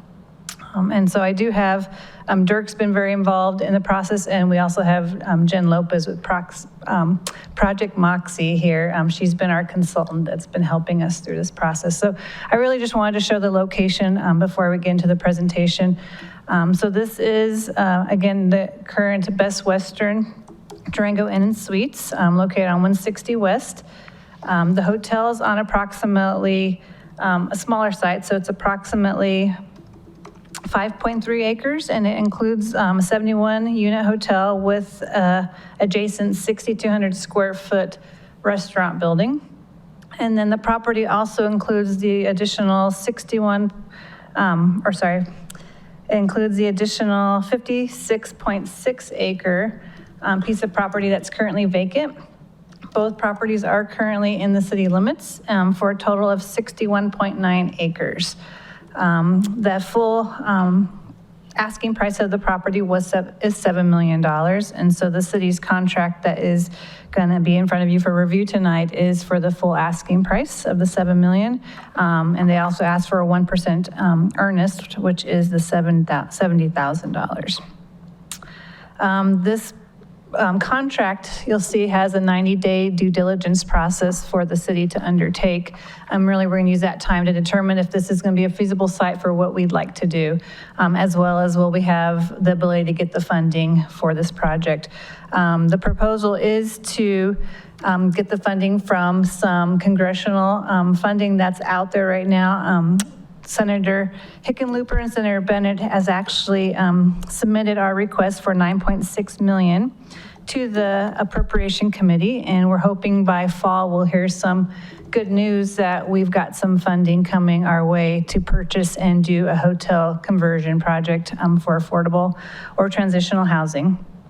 So the first step once we get into the contract process is to do an RFQ, which staff and Project Moxie has been already drafting to get a development partner. So we're hoping as soon as, if the contract's approved tonight, as soon as the property owner accepts it, we can put that RFQ out, get a development partner. The idea is the city's not a developer, so we're looking for a partner to help us, somebody who has experience with affordable housing, that we could ultimately transfer the property to for management of the affordable housing. Also working on securing funding. So again, $9.6 million's out there right now in a request. There's other funding opportunities that are coming out. You guys have probably seen that a lot right now, where we're getting a lot of mainly housing grant funding opportunities. So we're going to be working with Project Moxie to make sure that if this falls through, there's other funding sources available to keep this project moving. And then we're also going to be doing any other due diligence that the city deems necessary during this first 90 days. And so at day 88, which we promised Dirk, if this does not work out, if we don't find a development partner to work with us, if the funding does fall through, if there's something with the hotel that the city just feels isn't going to work for our needs, we can get out of that contract, and our earnest money is refundable 100%. But the seller does wish to close by January 4th, so it's a pretty aggressive schedule for us moving forward. And so with that, I can answer any questions you might have of me right now, but Jen Lopez with Project Moxie is here, and I do want to, she's more of the expert in this than city staff, and so I would like to let her present some information. Wonderful, thank you, Jen. We'll hold our questions. See the mayor, councilors? Mr. Margerbell?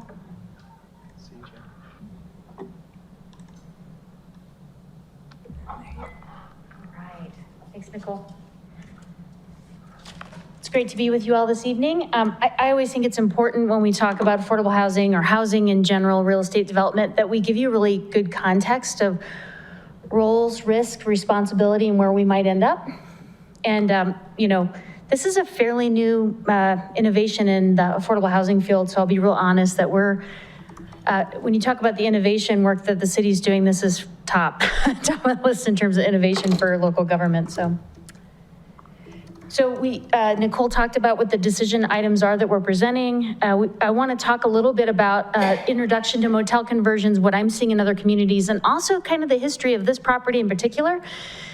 I'll talk about roles. I think it's important to understand, where does the city sit, where does the developer and funder sit, and potential next steps and possible action. Nicole covered this beautifully, so I'm going to keep moving, I think. So this idea on this, well, not this particular property, but this idea popped up the first time in 2019 when we were working on the homeless strategy. And it was one of the members from Crestview said, why aren't we looking at motel conversions? And at that time, I remember looking at this community member and I said, we can't fund that. We have no money to do that, right? But it stuck. I thought, well, that's a really interesting idea. In October of 2020, well, fast forward, we have COVID in 2020 and everything, all bets are off, right? And very quickly, March, April, May, I'm working in statewide and I'm talking to a lot of communities about how to do non-congregate shelter, right? Which is the idea that people who are unhoused are living either in shelter on the streets. It's really unsafe for them and for the broader community in terms of COVID spread. And so we started really looking at motels as an option, and FEMA started funding that. So it just kind of broke open this whole concept. So we started looking at it and still couldn't figure out how to use FEMA to take down a motel. So, but again, it's sitting there as an option. In October of 2020, a broker reached out to me to talk about Best Western and some other properties. And so that, again, it was kind of another opportunity there. Yep, and then in May of 2021 is really when things started to shift. NENA, Neighbors in Need Alliance, had been working on both the Purple Cliffs camp and looking at another potential place for a sanctioned camp. And we were having a really hard time siting it, and just kind of everything started to align. I started talking to NENA about would they sponsor a motel conversion, because I could see the funds starting to line up for that, and they were interested. In June, city staff jumped in and got really active in the space, and we'll talk a little bit about why that was. I think, so in 2019, when I said we don't have the funding, what's happened since then? So this last legislative session, the state passed bills specifically to set aside funding for motel conversions. City staff, we worked together in June to put in a congressional request of $9.6 million, and it looks very favorable. I'm always, in all things I do, you have plan A, B, and C. So you're gonna hear A, B, and C throughout the conversation tonight.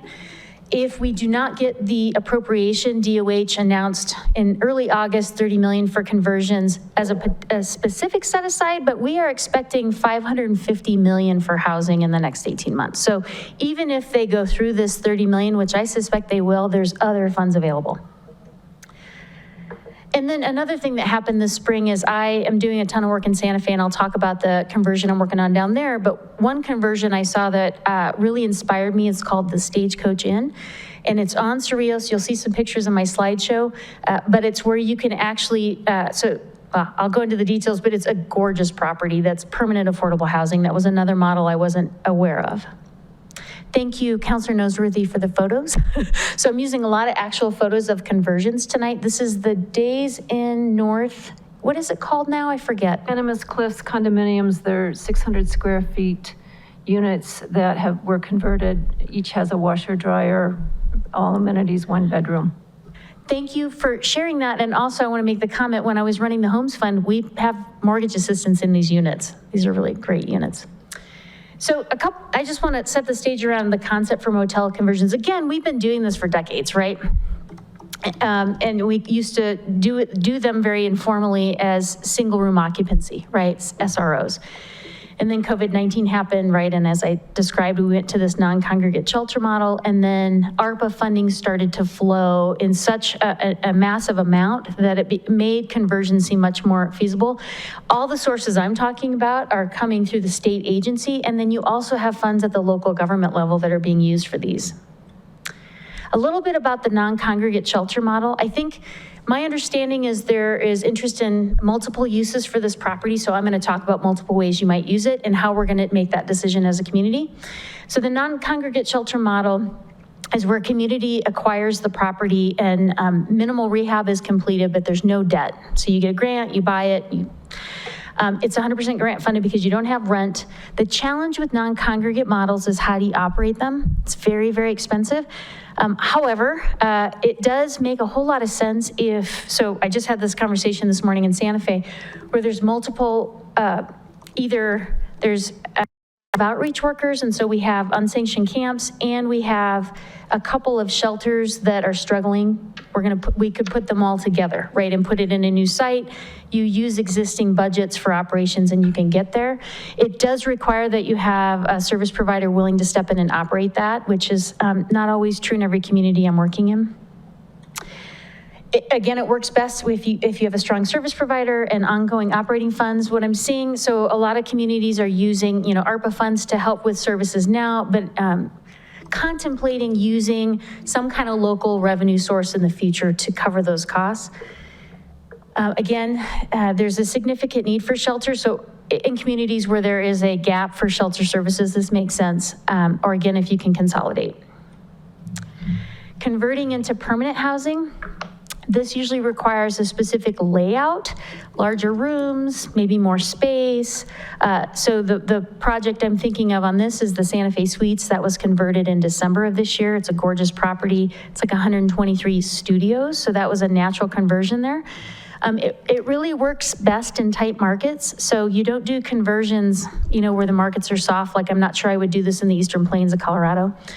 And it is specifically in markets where there's a lack of studios and 1-bedrooms. This model can be financed with grant funds and some debt, so you don't have to have 100% grant funding. In Santa Fe, it's a 40 or 50% ratio, so 50% grant funds, 50% debt. It requires a market study and an experienced operator developer. And we typically find affordable housing developers doing the other types of projects like tax credits or multifamily, and we send our RFQs to them. They typically are interested in these tighter markets. The permanent housing model works best when there's a development partner involved in site selection and conversion. Funds are available to ensure low to no debt on property and limited and there's limited restrictions. So the other thing we're learning about motel conversions is you want to be fluid, and you may change what you use that property for over the next couple of years. And so the less restrictions, the better in terms of being flexible and meeting community need. Zoning needs to be in place or easy to change. Community has vouchers. So housing vouchers, housing choice vouchers. I think we've all heard this in our community for the last couple of years, that somebody has a rent assistance, but they can't find a unit or a landlord to take it. If we have a lot of those in the community, this also starts to make a lot more sense. So the last one is, this is a picture of the Stagecoach. Again, if you go to drive down Cerrillos, it's a beautiful property. This is where you have a property that has excess space, and you're preserving the units and improving them, but adding additional units. And it really is your traditional affordable housing model. Again, existing units are rehabbed. It requires a tax credit developer, zoning in place, strong market study, project-based vouchers. This one takes longer to do, but you have more units at the end. Other motel conversions. So I work in 3 states. I learn stuff every week. It's really fun. So last week I was interviewing Loveland Ski Resort, and they bought a motel in Idaho Springs for their workforce. I was at Fort Lewis. I'm doing a lot of work up there, and they were telling me that they're master leasing rooms in town. I did not know that. Private sector conversions have been around a long time in Durango, right? Spanish Trails and some of the other things we've talked about. So how do you decide what to do and if it makes sense and if it's going to work? So we focus on sort of who we want to serve. And so it might be people who have experienced homelessness. It might be entry-level workers. It might be voucher holders. Part of it's the alignment of the community's vision for that property and market and funding. And so that's what we do on the development team, is figure out what aligns best there. You have to figure out who's going to redevelop it and who will operate. So in a perfect scenario, you find a development partner that does everything, a one-stop shop. They take over the option, they execute the financing plan, they execute the redevelopment, they own it, they property manage. That would be my goal for Durango.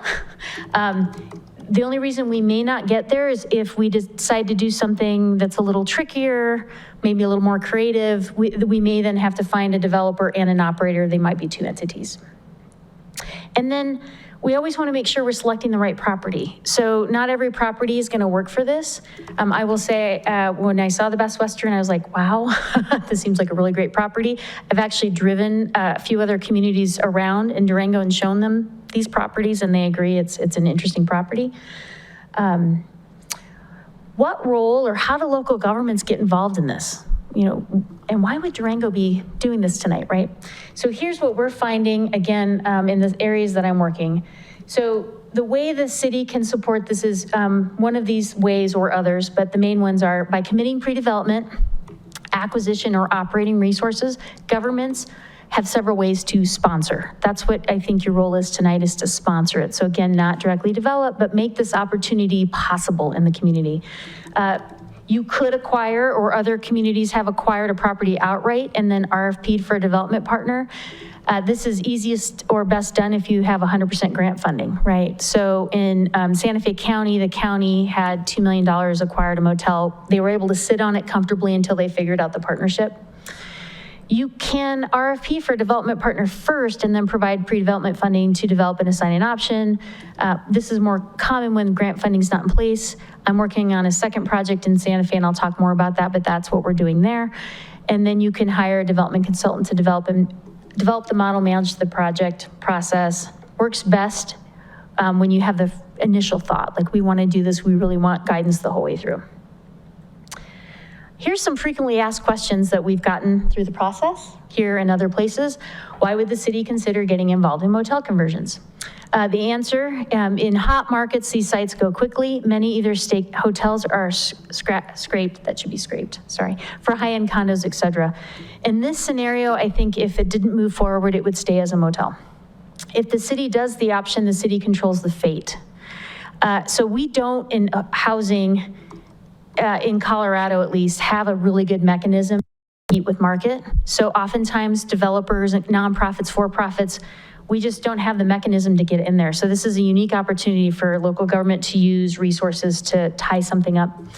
And then the game changers, the ARPA funding, right? So the millions, billions of dollars that are coming for recovery, coming into local cities is this unique moment in time. And so that's why a lot of communities are looking at getting involved in this. What funding is involved in the conversion and who pays? So again, I keep using this horrible acronym ARPA, American Rescue Plan Act. But again, these are federal funds that are being used for recovery. And because they're coming into cities and counties, our local government is so uniquely positioned in this moment in time to change the fate of some properties in the community. So again, the city put in funding. So this would be federal funds paying for this conversion. If the Hickenlooper and Bennett funding doesn't come through, we would go after state funds.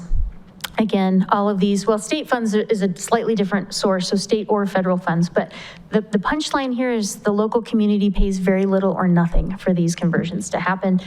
And this moment is a moment, right? So lots of money available. Is this affordable housing or transitional housing? We don't know yet. We honestly don't know. So again, we go through this process. We look at the market.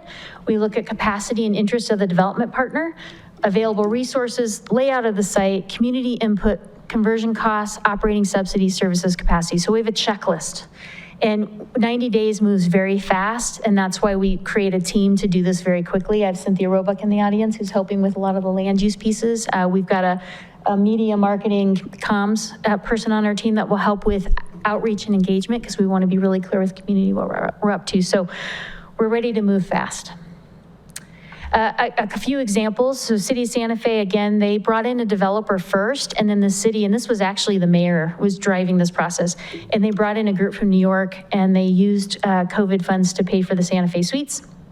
The Lamplighters, the project I'm working on now, in that scenario, it was a coalition of funders, service providers, around trying to address homelessness. And we got the developer on before we selected the property. We are like day 30 and 120 days of due diligence. And just to share a personal story, property's amazing on Cerrillos, right next to the behavioral health center, could create a campus, all kinds of good things. We have asbestos. So we had to go back to the owner and say, we need 30 more days to figure out if asbestos is gonna kill this deal. So again, even though we say 90 days, things will happen, we'll negotiate, but we'll always be protecting the interests of the city. And then the Durango model here. So city staff has been phenomenal, leadership, and then you're using a development consulting team to help you get through the process. Really quickly, motel development timelines, 12 months is fast, but it can happen, especially if you're not using tax credits. So the Lamplighter in Santa Fe, it'll be a 4 or 5 month process. We're gonna use it for non-congregate winter shelter and then convert it to permanent housing likely. So 2 different uses we're gonna get out of that property. Requires strong communication, open communication. We're talking all the time with the funders, the partners, the service providers, being really clear on roles, right? So at the end of the day, if we have disagreement or we can't come in alignment around something, it always ends up being the developer who is putting up all the resources. Whoever's putting up the most resources will likely have the final say in how it works. Progress, not perfection. We are making up these models as we go, and we have a good sense of humor about it all. Project rules, we'll have an owner, right? So the owner, we believe, will be the developer. That will be the focus here. Property manager is usually hired by the developer owner. Service provider depends on who you're serving. If you're doing, again, traditional housing, you probably won't have a lot of services. If you're doing homeless, some kind of homeless housing model, services are going to be probably the linchpin in the project. Funders provide the resources and make sure the model's adequately funded. Sponsor is City of Durango here, making sure this opportunity is available. All right, that was a lot. I'm sorry, I hope it was helpful. Next steps are, do you decide to do the contract and things like that? But I thought maybe I'll stop and see if there's questions. Counselors, any thoughts, comments? I'm happy that you are on board as our consultant, helping us with this project, because there's a lot of different options, it sounds like. My pleasure. So Nicole, if I understand it correctly, you'll be designing or you've written an RFP for someone to help us with this? Where are we at with that? It's probably 90% drafted. Actually, it's a request for qualification. So we're not going to an RFP because we don't know exactly what it is yet. So we're asking for qualifications. It's a template. We're looking for somebody with lots of experience, maybe even experience in motel conversions, definitely in ACK rehab, et cetera, et cetera. So it will be going through the city's procurement process, and so depending on when the contract is accepted or approved and then accepted, we'll be ready to release that out with the fast turnaround is our hope. And there's no city funding as part of that. This is for a partnership, so we are not putting any funds towards that process. I also have a question about advocating with the senator's office. Is there any, what is the plan that's happening right now as far as advocating with them and any other additional work that could be done? Yes, so like I had mentioned, both of them are supporting it, which we're very thankful for.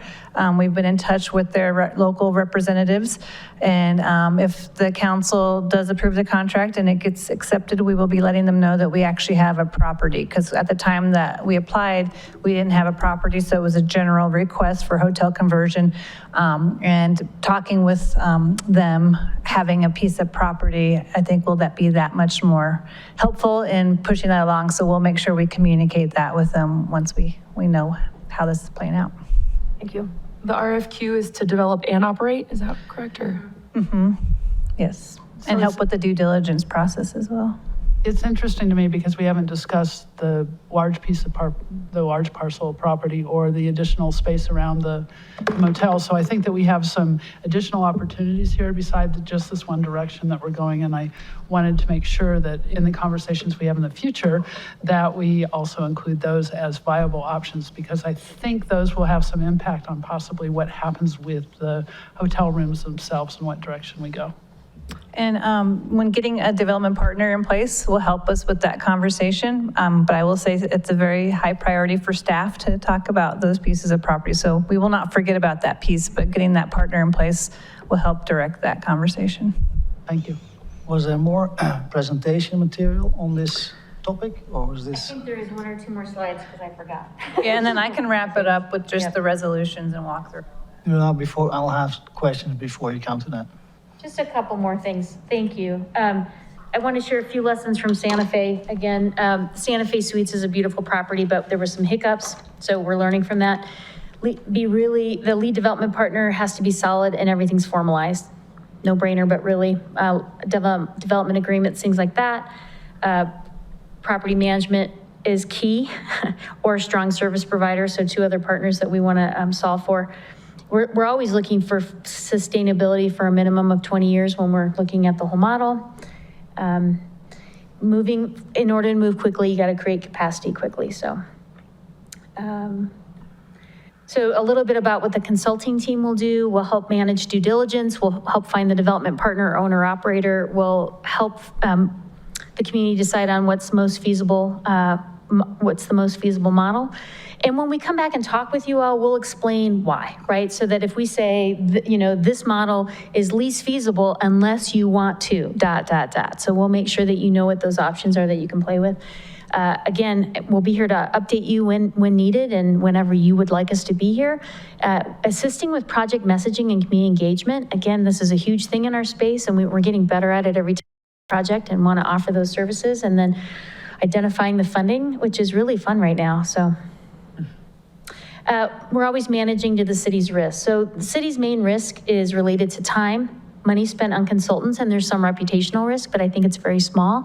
I want to say I think this is going to work, but if it doesn't work, we're going to find something that does. So it's not a one and done. This is a one and let's learn, and if it doesn't work, let's find the next one. So assuming that there's appetite for that. Again, working with Dirk to make sure we don't get into a position where we lose the earnest funding, earnest money. And then again, always messaging that this is really federal funds. And so what an incredible opportunity for the community. All right, there we go. Thank you. Thank you, Other Jen. questions? Yeah, I have quite. I'm a bit surprised. Well, first, thank you for the presentation. Sure. I like all the information about funding. I think we're missing the point a little bit.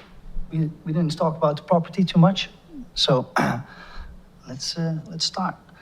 I think one of the reasons I was elected because I'm analytical, financially responsible, and I use some common sense. So I'll try to apply that to this opportunity and look at it from a lot of different angles.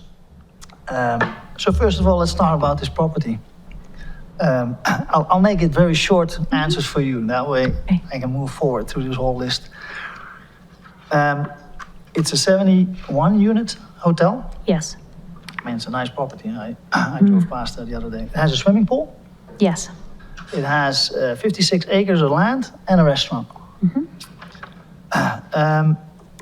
It's located as you come into town, so it's in a very good spot, I guess, visible to how we drive in.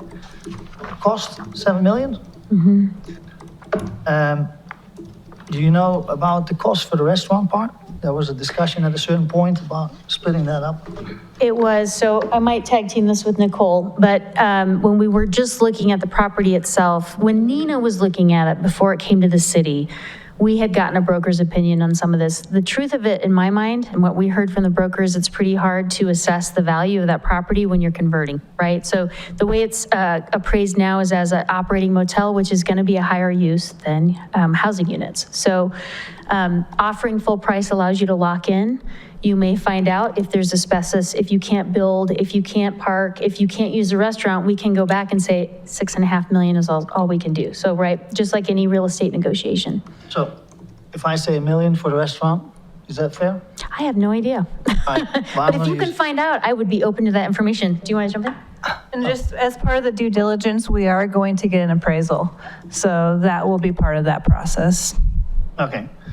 Well, I think whether it's $500,000 or $1.5 million, it will be a certain portion. The property market, would you agree, is an all-time high? Yes, it is. Yep. I saw a presentation last week from Andrew Hatchley. Yep, Division of Housing. The Colorado Division of Housing, and it was on federal and state stimulus funding and the various funding options. I asked him a very specific question, if it's free money or a loan, and if it's a loan, if it's interest-free or low interest. And he said it is a loan and it's interest-free or low interest. It depends on who applies. So I used to have Andrew's job 8 years ago, and I worked for the state. So you don't want to oversimplify it because every bucket has different rules. The congressional appropriation is a grant. If a for-profit developer goes to this state, it will be a loan, right? So it depends. We could do a grant and a loan. City could go in and do a grant. They could do a loan. So lots of combinations that we could look at for funding. Well, it's important because I think in the end, we'll have a loan. And in the end, our taxpayers, our community pays that loan back. No, I disagree. So I'm going to be really. Just asking. Oh, yeah. So the way it's set up, right, is we have a limited legal partnership entity, right, that owns the property, and it's the developer. Everything about that property is self-contained. So whether we're renting affordable housing or running a non-congregate shelter, that property pays for itself. There's not going to be local taxpayer subsidy on that property. It is subsidized by the federal government, taxes, et cetera, but no, you're not writing a check every month because money was borrowed on that property. But who pays that property? Someone has to pay that property, Well, and yeah, someone has so- to so sign if- the paper for the purchase. Absolutely, so the developer does. So we do this all the time with affordable housing. Lumion, if you look at any of the Mercy properties. So if it's affordable housing, there's a rent paid, right? And it's a subsidized rent amount because there's so much equity in that property. So any affordable housing project in Durango that has a lower than market rent has very little debt on it. Same concept here. There may be debt, it will be very low. We'll be analyzing what the use can afford to do. That's why I said if it's a non-congregate shelter, there is no debt on it. So again, how do we figure that out? We figure out if that's viable. If the appropriation comes through, you've got a whole bunch of options. If the appropriation doesn't come through, then we're probably You're going too looking. fast for me. You gotta break it down a little bit easier. Okay, sorry. So, is the city buying this property, or is it No. what you're requesting? Because I saw the purchase agreement, and Yeah, so the city's not buying the property, you're putting in an option, right? You're tying up the property to see if it's a viable opportunity for a developer to come in and partner and do something there. If we can't find a developer and we decide we don't want to do anything with it, we release that contract. Dirk, I don't know if you want to say anything to that? Yeah, the contract is drafted to be assignable from the city to a developer or a partner, something like that. So again, we have 90 days diligence period. You're correct, the purchase contract is in the name of the city, but it's freely assignable. There are provisions in there that allow it to be assigned without the consent of the seller. They understand the intent. So moving forward, so it's true that the contract is the name of the city, but the intent is to find a developer to take title before, before the closing. Does that answer your question? Well, I think to a certain degree, because Andrew also told me that other entities, organizations can apply. Another question I asked. So why are we in the middle is maybe a question I ask. Why are we even involved? Unless it is to, say, to a VOA or whoever it is. What do you need and how can we help you take care of this? That's a great question. So I think there's a couple reasons why you're in this position, which I think is an opportunistic position. Again, we don't have a lot of capacity in this community for development and services. We're pretty maxed out. It's, so I don't see like Housing Solutions is opening a new building right now. Things are happening. So that's one reason. Two, you're in a hot market. So there was a developer that looked at the property and didn't feel like they had enough time to put the deal together. So time is really critical in these deals. And so buying time to figure out if something works is what you're doing. When the developer, if they decide it works and they get involved, they're going to go to Impact Development Fund and they're going to get a bridge loan because it could be a couple years before all the financing comes together. So the fastest I've seen this happen is 12 months. The longest, it could be 5 years. But once the developer's involved, they're managing that risk and they're managing that timeline. Yeah, so how do I, for our taxpayers, get an assurance that we're not stuck with the property and we are stuck with a loan? You say the loan is not necessarily a loan, so can you explain a little bit on that distinction? To what degree do we get free money? And even then, it's still taxpayers' money, but it could go to other communities. So you won't be indebted for anything on this property unless we bring something to you asking you to take debt on it, right? And that's not what we're asking for tonight. Tonight, we're asking for an option, pre-development earnest money, to buy ourselves time to see if we can find a development partner. That's all we're asking for tonight. So I think you're just a little ahead of everybody else. Nothing's gonna happen where the city's gonna be indebted without an action of council is my understanding. Does that sound right? Could I interject that, Olivier, the city cannot take on debt without taking that to the taxpayers. So I think the whole discussion there is, I appreciate trying to get the clarity, but this is, at this point, maybe premature. Well, we're also not intending this process to end in us having any debt. The process is that we use federal funds to purchase the property, even if we don't find a developer in that amount of time and we may decide, no, we don't want to do it, but we may also decide, yes, we do, and we want to take some more time to find a developer. Either way, This is not local taxpayer dollars that would be buying it. There would be no loan involved. It's all federally funded under this premise. Yeah. Thank you. You're welcome. I think I'll continue. So we covered the description of the property, which was not really part here. We got the purchase price, which is at the top of the market, which would be, I think, $125,000 for a converted room, excluding renovation, which I think will be another couple million. The funding, if this goes any direction, whoever it buys will have a loan associated with No, that I property. think, Olivier, I think that she has explained to you that there is no loan associated with this, and there isn't. This is about federal monies paying for this. There is no loan associated with what we're trying to do tonight. So can you move on from the conversation about it being a loan? Let me just clarify with her, if that's okay. Go ahead, Jen, respond again. So, My understanding is this property, whoever ends up purchasing it, will either finance the purchase through grant money, I guess, partially, or funding, that is a loan, from the state or federal government. Right. Is that correct? it is, and that debt is assigned to that legal entity, not to the city of Durango. Yep. So, but the $9.6 million is a grant. It is. It's not a loan. Right, but I'm saying whatever happens. I just want to make it Okay, clear, yeah. because the way that Got he it. presented that was it was going to be a loan. Thank you, Mayor. It is not a loan. So if the congressional appropriation comes in, you've got grant money, you could buy that property free and clear or something else, right? If it doesn't come through and we have a developer partner, they're going to take on the grant and loan, whatever combo it takes to make that property happen. I think it gets confusing. Affordable housing is real estate development. Right? So if you had a car wash that wanted to go in, you wouldn't be asking, is the city taking debt on it? Think of it that way. The real estate transaction itself, after the fact, won't have the city involvement unless you decide you want to fund it. If you decide, it would come back here. But we are so ahead of ourselves. No, I think it's important because we're spending, this is the third meeting on this topic, 2 executive sessions, and now in a public meeting. So we're spending your time, my time, staff time. We're spending a lot of resources, and we will be spending, if this moves forward, more resources. And I think it's important that we know that we're spending this right now.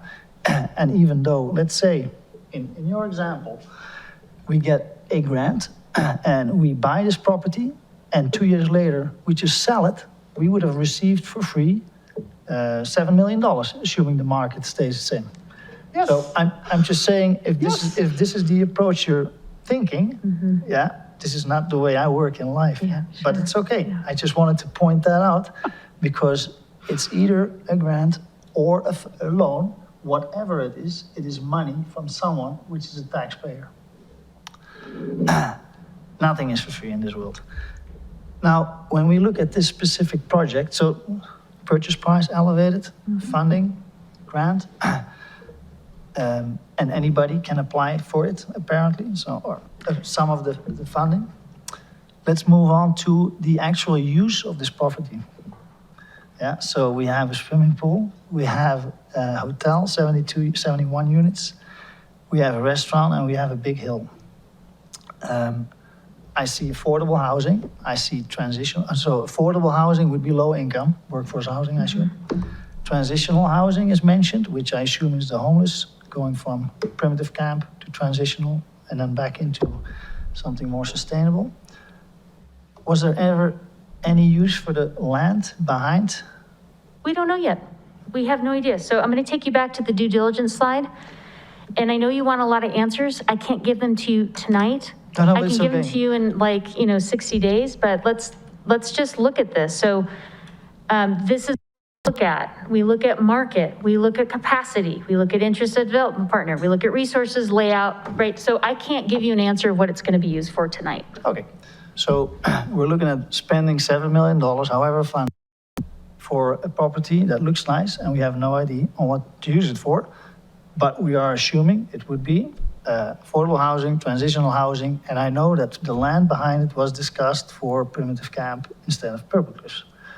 Does that ring a bell with you, or is Yes, that? it does, and I don't know yet tonight if that's going to Okay. work. And I'm not asking for a commitment, I'm just saying these are the potential Yeah, uses absolutely. for that land. Now, going through the different angles, I like to look at this thing. If it is the homeless for transitional housing, Sorry? I assume the swimming pool gets closed. I don't know yet. I'll let you know. right. I really can't tell you I'm anything going until to I get into assume the that it's gonna be process. closed. Olivier, Yeah. I think that you're going into details that are not available right now. Yeah. And that we haven't had any discussions about. What we're here to talk about tonight is whether or not council would like to authorize the ability for us to go into an option agreement on this piece of property. It's not about what does the property get used for. It's not about any of that at this point in time, not specifics about it. Okay. So if you have questions about the option, You interrupted me 3 times. If no, you give me 5 minutes, Olivier, do you 5 understand that you've taken 15 minutes of our council's time right now? minutes. Is there a limit Do you, on how much time I can well, spend? there may be pretty soon. So I'm just asking you, if I am the mayor and I am the chair of this conversation. Please, if you have questions about the topic that we're trying to discuss, ask away. But if you're going to digress into where we're going to make decisions 6 months from now I am or not asking or if it's 30 a days decision from now, for the homeless guy. I'm saying this is an option for this height, because we're yes, looking at and this we've discussed property that. You know that, for we've a range discussed of that. Why am I discussing with you? I would like to ask some questions and go Olivier, through my list. I understand, but But you don't allow me that option? no, I allow you that option. But for example, you took way too much time on the question of whether this was a loan or not. We answered that 3 times and you still continued to ask If you are it. going on about it, I would like to move forward. If you can be concise and let it go when you get an answer, then I think it's fine. Otherwise, I think you are wasting all of our time. So please be concise, then move on, so that the rest of us can ask questions if we would like to. Otherwise, I can call for a motion at any point in time, and we can go on from there. If you feel that that is the approach you want to take, then that is your choice. I realize I that. have a couple of items here that I Well, would go like to for it. discuss. I just said, go for it. No, you did not. You I did. interrupted I me said, for go 10 ahead minutes. and be concise, please, and then move on after you get an answer. So please do that. Okay, well, thank you very much. Well, you're very welcome. Could we suggest a time limit, please? Yes, actually, we can. Would you like to suggest one? Yes, please. I don't know, others may have questions, but I would like to suggest that perhaps you can wrap it up in about 3 or 4 minutes so that others may have questions. And I also think it's important to recognize this is an opportunity. This is not a baked deal. It's an opportunity to explore. I disagree with 3 minutes. I would like to discuss. So would shortly- council agree with proposing that that Olivier have 3 more minutes to speak so that the rest of us may speak also? How do you feel about that? You know, in this case, I do think that this is a unique project for the city of Durango. And I have received a few phone calls from people who are expressing some similar concerns that he may be raising. And so I'm willing to, take, maybe 10 minutes to vet some of these questions at an important time. Do you have questions also that you want to ask? Some of mine are actually being answered. Okay, so how about if he gets 10 more minutes then? Or can we just see how it goes? Just take that and go. Well, then I will, okay. All right, well then, I will call for a motion because we I have also a do time think frame. it's important that there's a difference between asking a question, receiving an answer, and trying to persuade someone to your thinking. So I think we have to be very careful that if you have questions and the answer is given, then the answer has been given. And we have to move on to the next question, because it seems like there's a bit of persuasion going on. And I will say that we have scheduled till 7:50 for this conversation. And we still have 2 more conversations within this. And so as you are so concerned with the time of council and everything, I would please ask you to be concise. Thank you, Mayor. So, as I was saying, I'm trying to look at this from many angles. The type of property that we failed to discuss at the beginning, the cost of the property, the way it is funded or granted, however the term we want to use, and what the potential uses could be for this property. if you look at the potential uses, the range that we've come across is homeless, transitional primitive camp on the hill, and workforce housing. Yeah. So I would like to, within 10 minutes, briefly touch upon those to see if these are really options. Or if we can, without even doing the due diligence, and spending taxpayers' money, say, you know what, that is unlikely to go happen. And if you feel uncomfortable saying yes or no, I understand, and I actually expect you to say that, but I will bring out a couple of the elements that I observe Yeah. on that topic. Let me try this, because I think I'm pretty comfortable, and I bet Nicole is too. So I'm gonna focus, Nicole, more on the housing uses, and then I'll turn it over to you on other uses. So, what would make it successful or viable? Let's say, what would make it feasible for housing people experiencing homelessness as a permanent residence, as a supportive housing model? We would need to have some vouchers or operating subsidy. We would need to have a willing development partner. In this point, I'm gonna have to cut you off because I've been put on a 10-minute, probably 9-minute time frame. So I will steer this discussion if it's okay with you.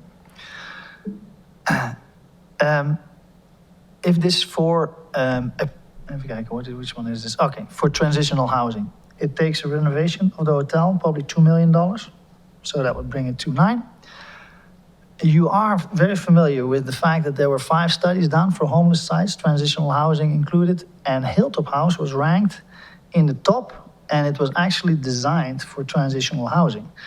Now, several months ago, I think it was May, there was a meeting, and Hilltop House was not pursued because Nina would not be able to manage transitional housing. So my first question would be, why would this hotel be any different? Because it wouldn't be probably Nina driving it. So in order to do housing for people experiencing homelessness, we need a fairly sophisticated partner. So maybe Nina is a service provider partner, but they're not going to be the developer. So, yeah. So we could find a similar entity for Hilltop, if that would be, because that was Possibly, the top of the list. Regarding the primitive camp on the hillside, the front side of this property, you've seen, is pretty level. The land behind is pretty steep. And I think it is probably similar as Purple Cliffs in steepness. Is there any risk that you can already anticipate of like mill tailings, for example? Yeah, so I'll speak on the land side since that's my background. But we are looking at the topography of this slope. It is pretty steep in the front, and then it's pretty flat right here in the back. Yeah. Access is going to be, it's going to be complicated. And so we've talked to a local developer who has looked at this site in the past to see what he found in terms of the slope analysis. And that will be part of our due diligence process with the developer, is to look at the feasibility of, can we utilize this piece of the property? There's a possibility we cannot, but there's still property behind the hotel that could be additional use. So going in the agenda doc, I did put that it's steep slope there. So there is the possibility that that back piece would not be very usable to us, but there is a possibility that it will. Okay. And that's what we need to do some further analysis on. So I think there's geohazards, the mudslide risk, snow slide, rock fall kind of stuff. The hillside is also north facing, yeah? So the property would be on the, I've lived there 16 years, so I know pretty well how the north side changes from another side of a mountain in the winter. So that might be a little bit challenging. And again, I think Purple Cliffs in this case, comparing a primitive campsite to another primitive, it came out on top most of the time. So I think maybe there's some discussion there. There's a restaurant on that site. Any idea what could be done with the restaurant except for demolition? I'll start and then I'll let Jen add into it. But some of the things that we've looked at is possibly an extension of Manna, where people don't have to go up to Manna and Manna can come to people in this area. It could be training facilities for transitional housing to get people the training opportunities they need. So there's a lot of different services that come into that building. If there is a managed camp in the back possibly, then maybe it's associated with the managed camp and we do a subdivision and break that piece off from the rest of the hotel. So there's some possibilities to subdivide the land and have two different types of uses with two different types of management overseeing them. But again, that's part of our due diligence. That's why I say, those are all the things that we're thinking of as part of the due diligence process. Was there ever discussion with the Manna, if there's even a remote interest? With the what? With Manna? Let me jump in here. It could also be more housing. So whenever I look at a property, I'm not an expert developer. I call my development friends and I say, will you take a look and just tell me what I'm not seeing here? So I did a call earlier this week with a national group that's doing tax credit development and motel conversions. And when he looked at the site, he said, that could definitely be more housing. So again, if the worst case scenario is more housing, that would be amazing. So. Okay. I have a feeling that Manna is pretty happy with where they are, but I cannot speak on their behalf. The last option would, I add to that? Because Manna's changed their service as well during COVID, where people really aren't going to the Manna's facility, they're going out and delivering. And I have mentioned this to the Manna executive director in just a very brief, like, this is coming up in front of city council, this is something that we could, and so I didn't get any yes or no, but it was just kind of like, there's opportunities here. And so we're already trying to have some of those conversations. I appreciate that. The last topic option is workforce housing. I think, well, first of all, if it's not required by the city or however that structure is, it remains a property for sale and it will be sold at a certain party and maybe converted, maybe not. It's a nice property. I don't think it's what is the word? A falling apart kind of motel. This is not a junk place. Yeah, this is a nice property. So that is an option, that it would become a conversion either way by an investor or by the owner, probably not the owner because it costs a couple of million. If I would have $7 million in cash in my pocket, would I not be able to build a nice affordable housing unit on a property that the city owns? I don't think so, honestly. So for new construction, I mean, I don't know, because Lumion was the last new construction I worked on, and it was about $270 a door. So $125,000 at the top of the market for a conversion is a pretty good deal compared to $270 a door. And I don't know where we would put it either. So, that's my take. I mean, that's what I'm telling most communities. If you can, and to tell me where the city owns land where we could do this too. Like, I'm not sure that we have a site that big.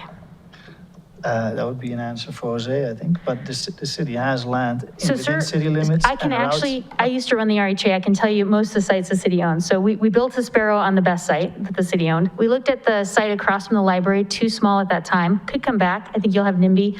We looked at the old garbage dump off 32nd.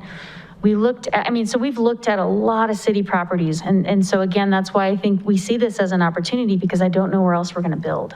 Yeah, no, I do not know the details about which property the city owns. I know the city owns properties in city limits as well as outside of city limits. And if it's not the city, it's the county. And there is properties that require so much renovation that they might be worth demolishing and Olivia, if you don't mind, I'd like to give other far. counselors an opportunity to speak, since you've been speaking for almost half an hour now. Thank you. Councilor Youssef, do you have some questions or comments? I'll share a few concerns. Yep. I'm concerned, but I guess we'll find this out with time. I'm concerned about the ability to find a developer. But I know that we have an out. But that I think could potentially, you have much more experience than I do in looking at these, but I imagine that can be a difficult process. And like Councilor Bosmans is suggesting, there's so much to do in a very short period of time to really figure this out and what type of model, they come forward with. So it's interesting because that 90-day time limit really, I almost wish we had more like 6 months to review this and things. So that's a concern I have, is the concept of finding a developer. And then And that's my biggest one. And exactly what we are doing with the lot. I mean, we have housing goals and housing desires around affordable housing, workforce and attainable housing. And it kind of gives me some anxiety to think of exactly what we're going to be doing with this lot and I wish I could understand better what truly the associated risks are to the city. But what I'm hearing you guys tell me is that really there are no risks with the exception of staff time. And consultant time. And consultant Yeah, time. so those are great questions. We found, so we'll run the RFQ process within about 30 days. I'm concerned that it could be hard to find a developer who's available, but I think Durango is a pretty compelling market right now because it's so hard to do stuff here and it's an interesting property. So I think it's a risk worth taking. If we can't find a developer, we'll be back in front of you, either trying to buy more time or telling you why we couldn't or coming up with plan B and C. I want to acknowledge that this is not a traditional role for local government. And so being uncomfortable, I would expect you to be. And so what I want to offer is ask us to come talk anytime at any point in the process to answer questions. I think the more we can answer questions, and because it's going to be very fluid, that I just would not want you all to be uncomfortable wondering. We're here to talk to you as often as you want us to. It's a short time frame, but we kind of got some models down, so we're pretty quick. Like we're going to look at there's a few punch list things, Cynthia, right, that we're going to hit right away that are go or no go on the physical site itself. I have the developer piece, which is a go, no go. Then we have the financial piece, which again, if that funding comes in from the congressional office, I think we can let our shoulders drop for a minute. There's also contingencies in the contract, Dirk, and so I wouldn't be surprised if, yes, the owner wants to close in January, but the owner's not going to be surprised if we have a real concern and need more time. That's a typical thing that we would negotiate more time on, and that would be what we would try to do. Dirk, do you want to add anything? I don't want to speak for you. Just one more quick concern that Jen, that maybe you can just speak to briefly, and then I'll pass it to my fellow counselors, is the concern of you get the grant potentially and property and go forward, you find a developer, but the potential for added costs. That's my phone, I'm so sorry.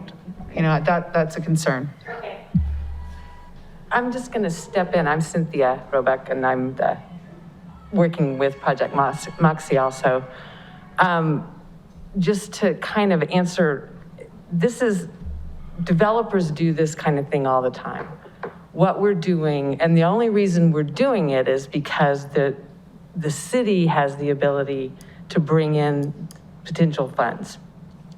It's really actually no different than if you had a piece of property that you wanted to sell that the city owned, or that you wanted to do something with, and you came to us and said, we've got this piece of property, we want you to tell us what it's worth, what the potential is, what's the best use on it. And really the only risk that the city is taking financially. And I can tell you that because my expertise is in developers and running due diligence and contractual stuff, your 70,000 will not be at risk. We will step up, we will make sure. And that is the only money that, besides what you're going to pay for consultants and for staff time. Okay. And most of what you are going to invest in consultants, a lot of it can be used. If this property doesn't work, we're going to learn a whole lot. And I'm just learning. When Jen talks, I continuously say, what does that mean? What is that? So I understand the insecurities around what she's doing. And I just want to assure you that as far as putting the city at risk in any way, that's not going to happen. Great, thank you very much. We will make sure, and I'm sure Dirk knows that also, but. And that's why I was joking about the 88 days. I said, we're not going to wait till. Right, 80, I got it. I mean, I've already started a time calendar. Excellent. And dates and everything else. That's very helpful. And the other thing that happens with contracts is that because we have this ability to object at any time and to get our money back, we also have the ability to buy more time and not put our earnest money at risk, to negotiate the price. I mean, there's a lot of things that you can do. So we just have an option. Thank you. Yes, first of all, a huge thanks to the staff and the consultants who have worked on this.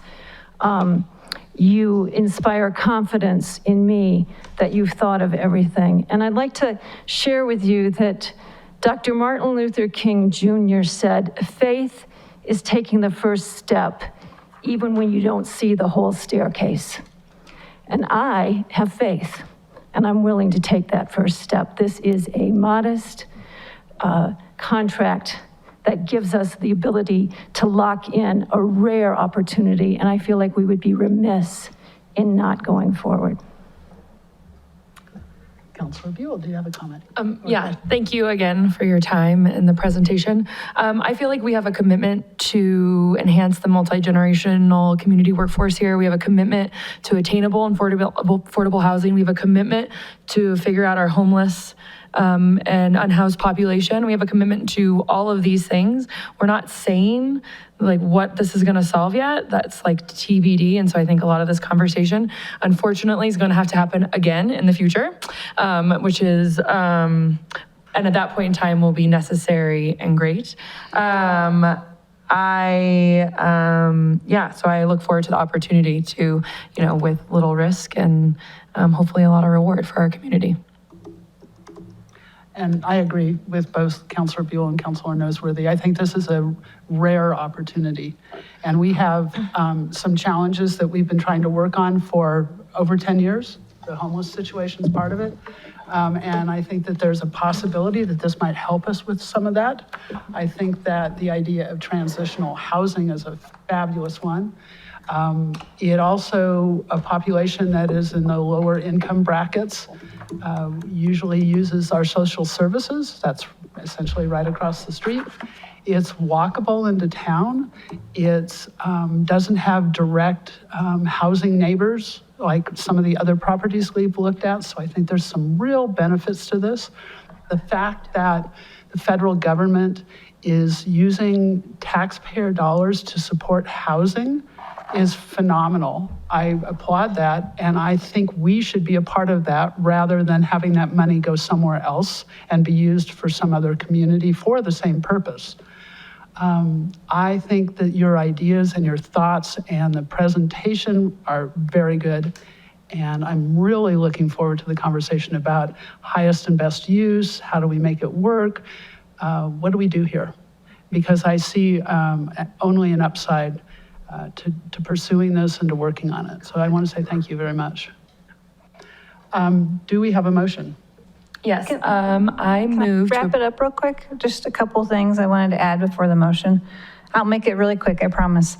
But I just wanted to reiterate that there's two resolutions for it. One is for the contract, and then one is for the appropriations. So separate resolution numbers. And then also just, I wanted to make sure that this went on the record that, looking at this type of project, it is implementing our 2007 comprehensive plan, it's implementing our 2018 Durango housing plan, and it's implementing the 2021 city strategic plan. And I just wanted to point that out as well. Thank you. Thank you, Nicole. So do we have the resolution numbers, Dirk? I don't. Is there two separate motions? She's written it as one motion. Just one, okay, great. With both. The motions, the resolutions are described, and we'll add the numbers later. Okay, great, thank you. Okay, so I move to approve the attached resolution authorizing the real estate purchase of the Best Western Inn and Suites, approved by the attached resolution authorizing the use of general fund dollars for earnest money, and direct the city manager to execute a contract and close on the acquisition. Second. Do we have any other brief discussion? I'll give you 5 minutes. I'd prefer 3. I am going to vote against this because I want to explain that. The city is not a builder, it's not a developer, it is not a real estate investor. if they have so much money available to ridiculously spend on an opportunity that is not well thought through, it is very concerning to me. I think affordable housing is a very important thing. We have very clear methods to address that, whether it's working with builders and developers. There is about 800 units currently in the stages of design and construction. That is where we should put in our energy. The land use code and development code is in improvements. That is where we have to focus our energy. La Posta Road, an area where we have, this has been on the agenda forever, and a consensus from council, very little to no progress. This, in my opinion, is not one that I would support. Thank you. Thank you. Any other brief discussion? Would just suggest that I'm thankful for the period of time that we have to do our due diligence and to do some more research. And I'm looking forward to hearing back from you, staff on the various options. And I want to also thank you for your time in presenting to us and hearing our concerns and talking us through some of these questions for us. So thank you. May we have a vote, please? Mayor Pro Tem Nosworthy, Yes. Councilor Buell, Yes. Councilor Bosman, No.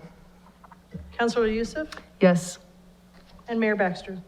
Absolutely, yes. Thank you very much. We will move on to 14.2, discussion and possible action concerning a resolution authorizing an additional appropriation to the Capital Projects Fund and the 2015 half-cent sales tax fund for fencing associated with the Animas River Trail north to Oxbow Park and Preserve.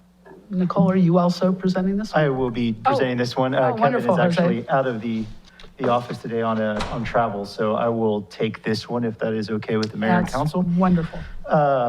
This is the property 3550 Silverton Street, owned by Miss Marty Schuler. She did reach out to me, I'd say, I think it was around November, December of 2020 when I had first arrived, talking about her specific concerns regarding the Animas River Trail and the expansion north. As you see, her house is right there at 3550. Her big concern was being that because of the Animas River Trail coming through, that it opened up her property to people crossing it over to access the river. In having my discussions with her, I did see that there were some footprints going across. I did see some people kind of make actually their way over there. It was kind of a snowy day, but they took a photo just, I guess, by the river. So there definitely was some impact there. She did point across the way to the houses that had a wall built by the city. It was a cement wall, each one of them having their own private gate to the trail, and asked if there was something that could be done, that it had been raised back when the project had started, and was looking if there was any way that the city would be able to help. I did hand this project to Amber Blake, who at the time was overseeing Parks and Recreation, and herself and Kathy Metz worked directly with Marty, Ms. Schuler, and they were able to come up with an agreement that I agreed with, that I thought was a fair compromise. It would be building a wooden fence around that property to stop her having from the impact of people possibly crossing over to that trail. The estimate came in around, I think it was like $18,000, $19,000 in that vicinity. We are asking just for $25,000 just in case of inflation with construction costs that are going on right now.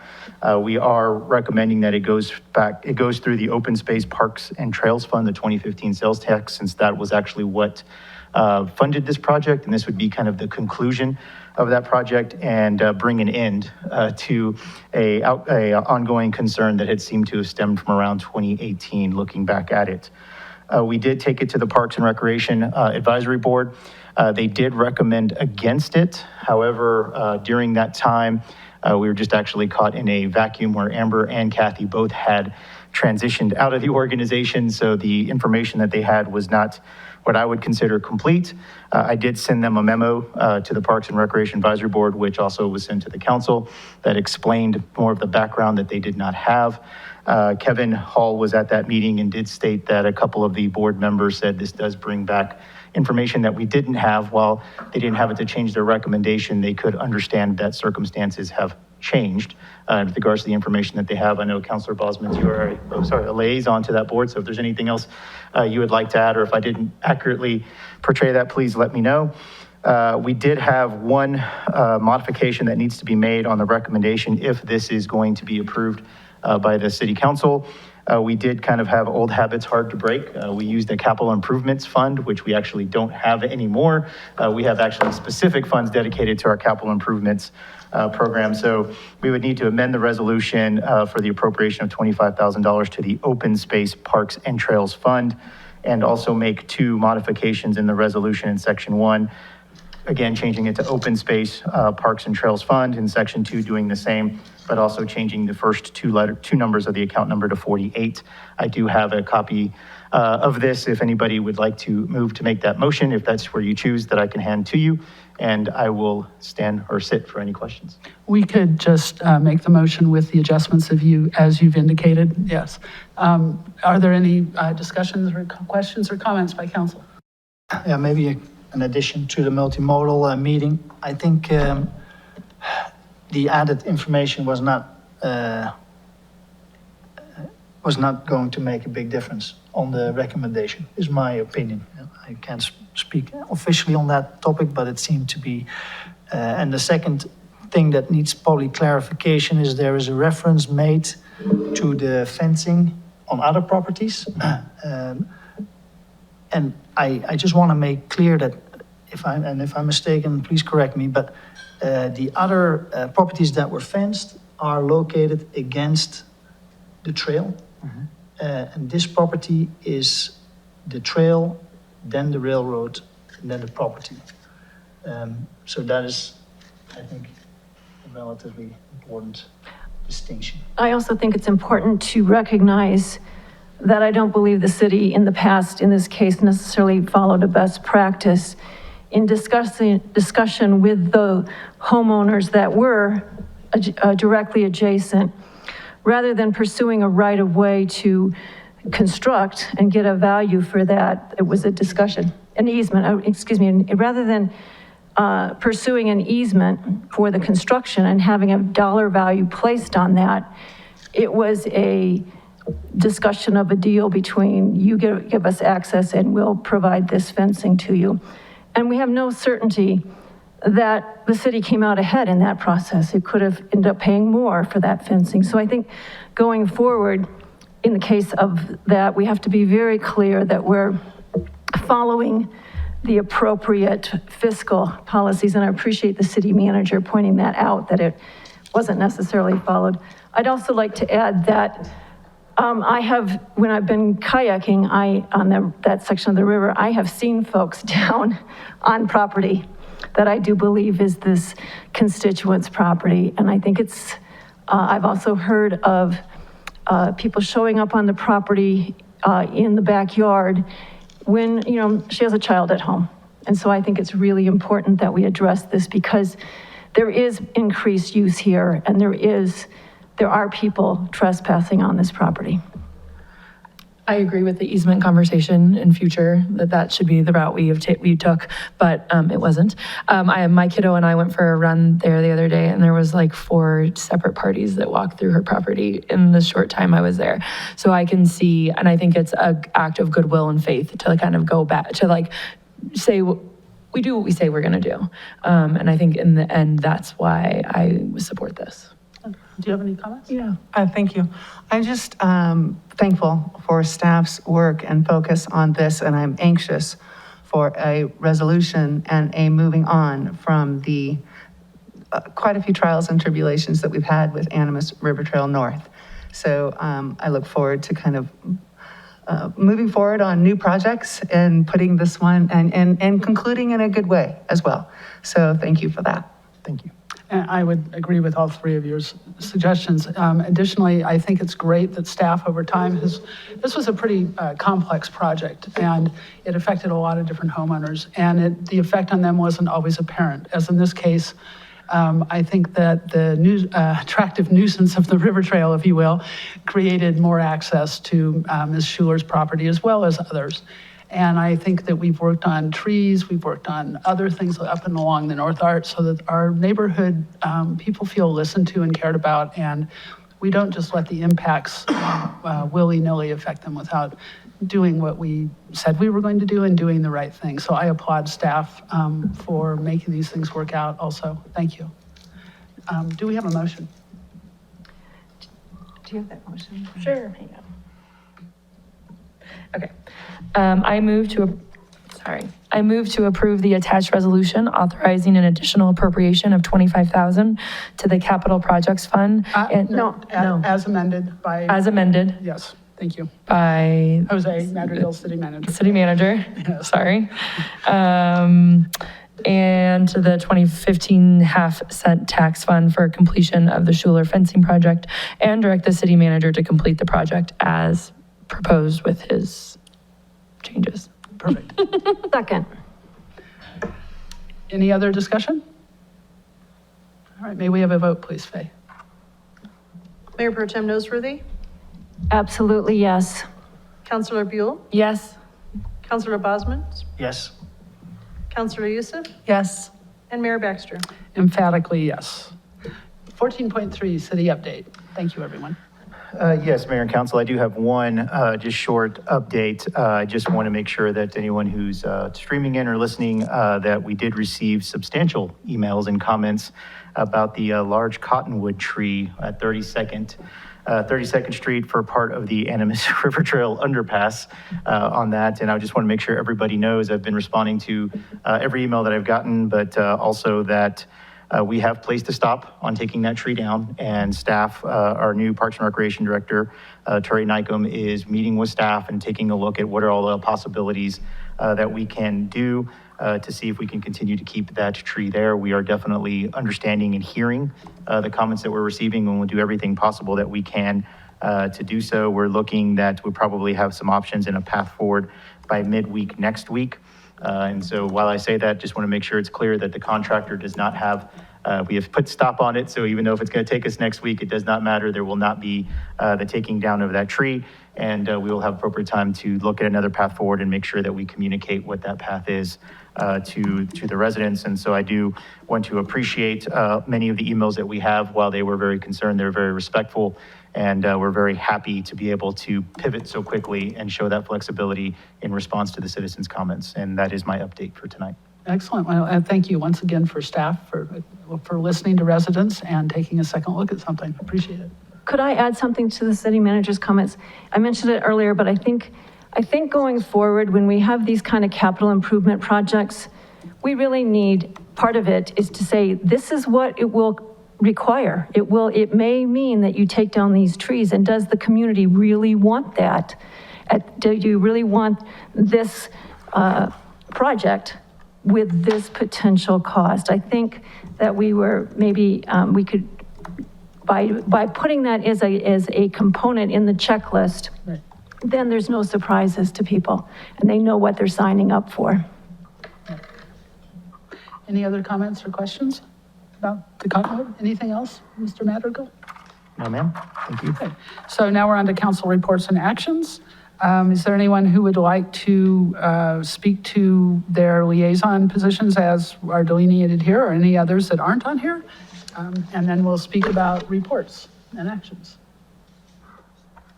I'll give a brief update on the La Plata Economic Alliance investor meeting. So it was great fun because Jen, who's not in the room anymore, was there, as well as Chris Lopez, who's our CHAFA representative.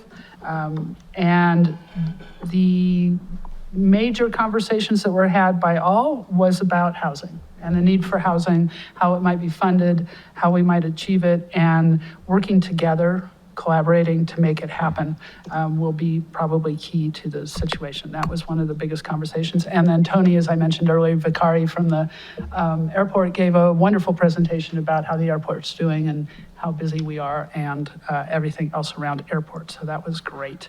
And then the Economic Alliance board meeting was mostly consumed with conversation about bylaws and term limits and such things as that, as well as the summit that will be September 21st. And unfortunately, council who are attending Colorado Municipal League will not be able to attend because we will be either on our way there or there already. So it's a summit is about the shape of work to come, essentially what's work going to look like. And they have a couple of very good speakers, so I'm actually sad I'm going to be missing it. The Natural Lands Preservation Advisory Board, they had a couple of topics, possible reduction in the number of meetings that they have. They are feeling that the agendas are not really full enough, so they may be going to every other month or something similar to that. We also talked about the idea of combining boards. And I told them that the Parks and Rec Board had done a letter of recommendation to the city about their position on it, to the city council. And so probably next meeting for the Natural Lands Board, they will be drafting and maybe the meeting after or sometime in the timeframe, completing their recommendation, which from the conversation at the last board meeting, which did not have all the board members there, but it's looking like they also don't think it's the best idea. But I did explain to them that we are really waiting until Turi Nykum, new Parks and Rec director, is on board, that council had agreed to let him kind of get his feet in the water and then give us some recommendations about how all that would work. So they were fine with that. And then there's a lot of trail work happening on our trails. It's awesome. The bottom of Star Wars is being rerouted so that there's no huge drop off there. And there's already been some work done that the connection between Star Wars and Eight Bells.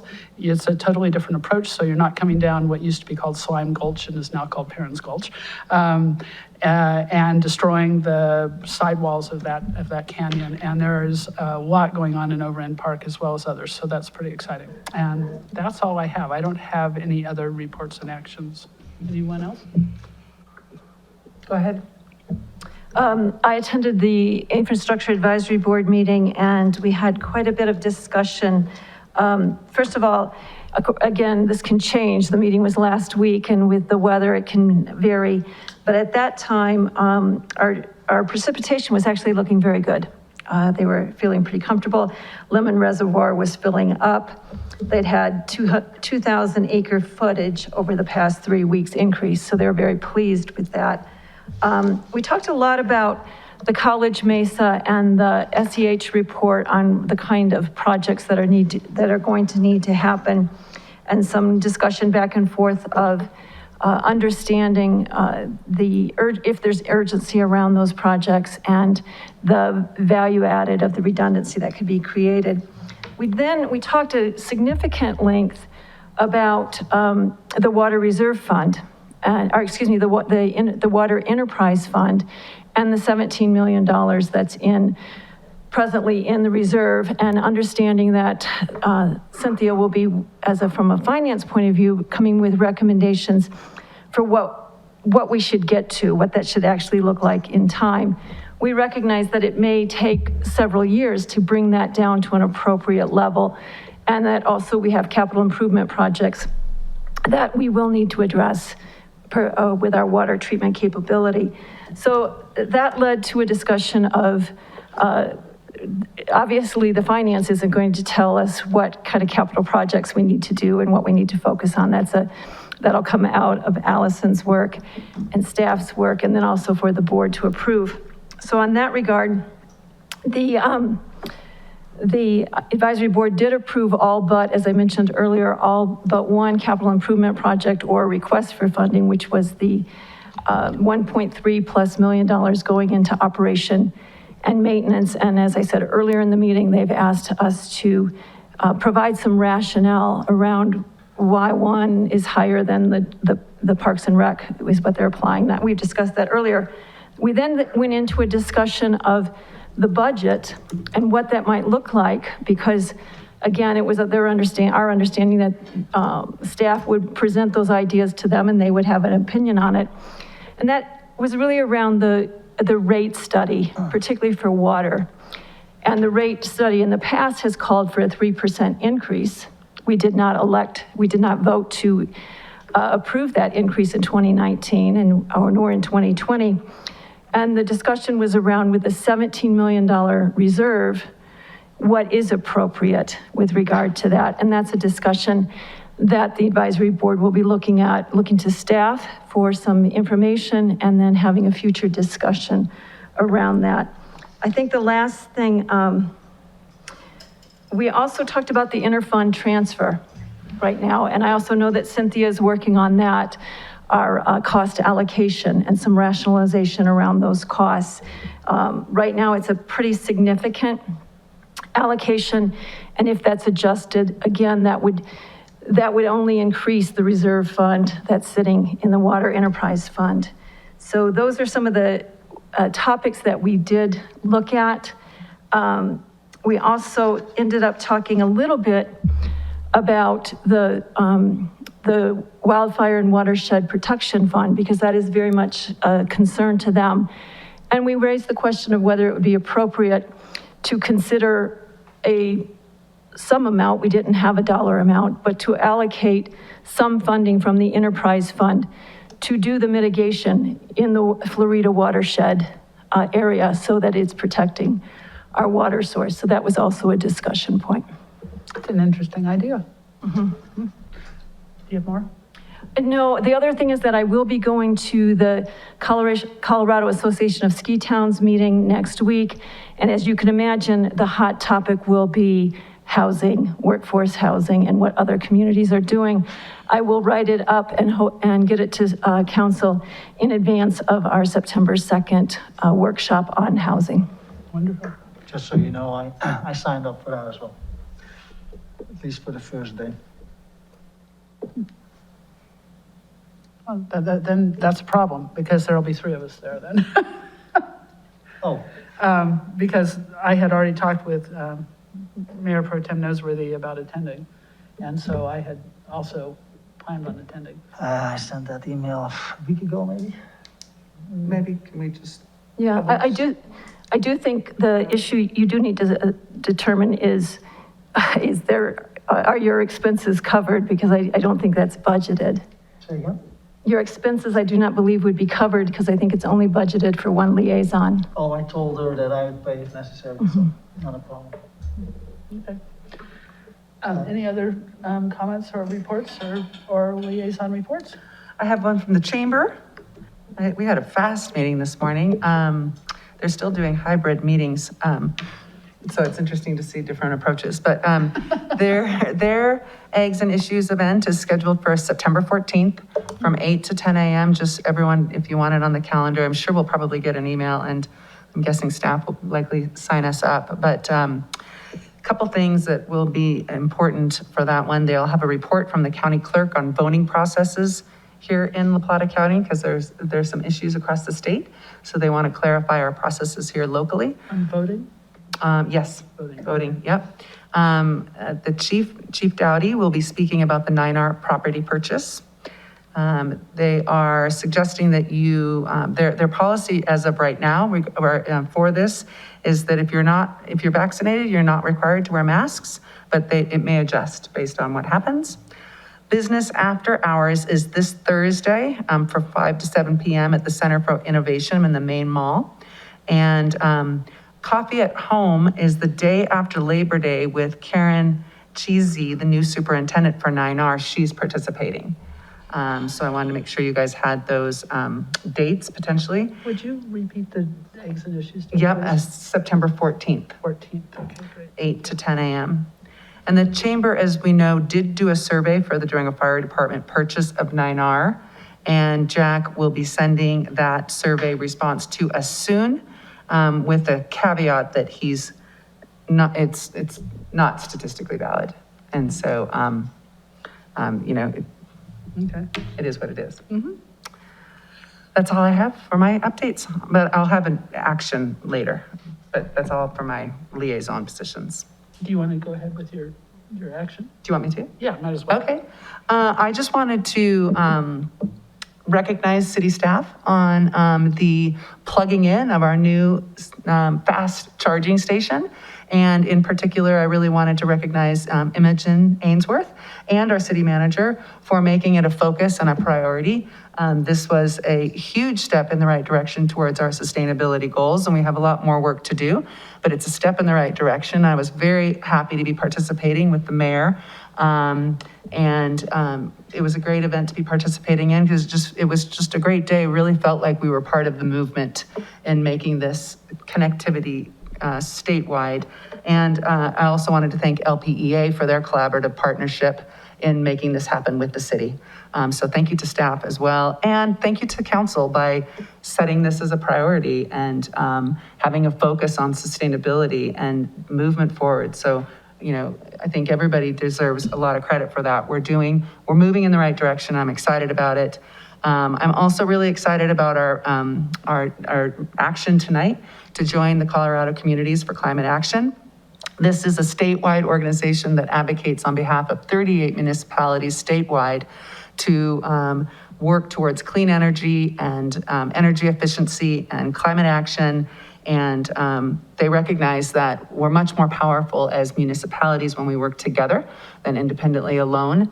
They were very actively involved last year in the participation of the plastic bag ban. So they do issues like that. And so I will look forward to reaching out to Jacob Smith regarding participating in their Zoom meetings and responding back to council on possible legislation that they might be looking at for 2022. So I'm excited about that.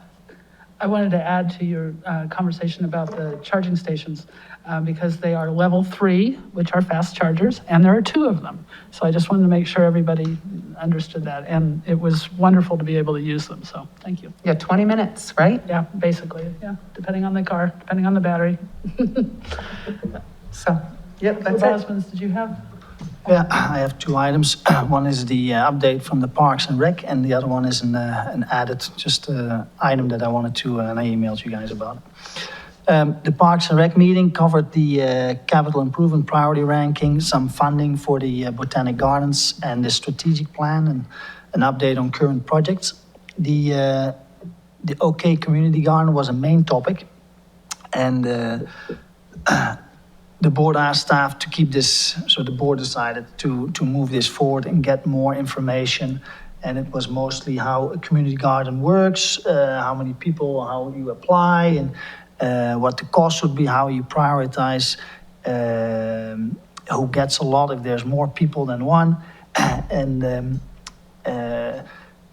the owner spoke briefly and mentioned that there might be changes in the cost because there might be a sponsor or donations. He didn't want to go in too much detail without it being an actual action item or discussion at the council level.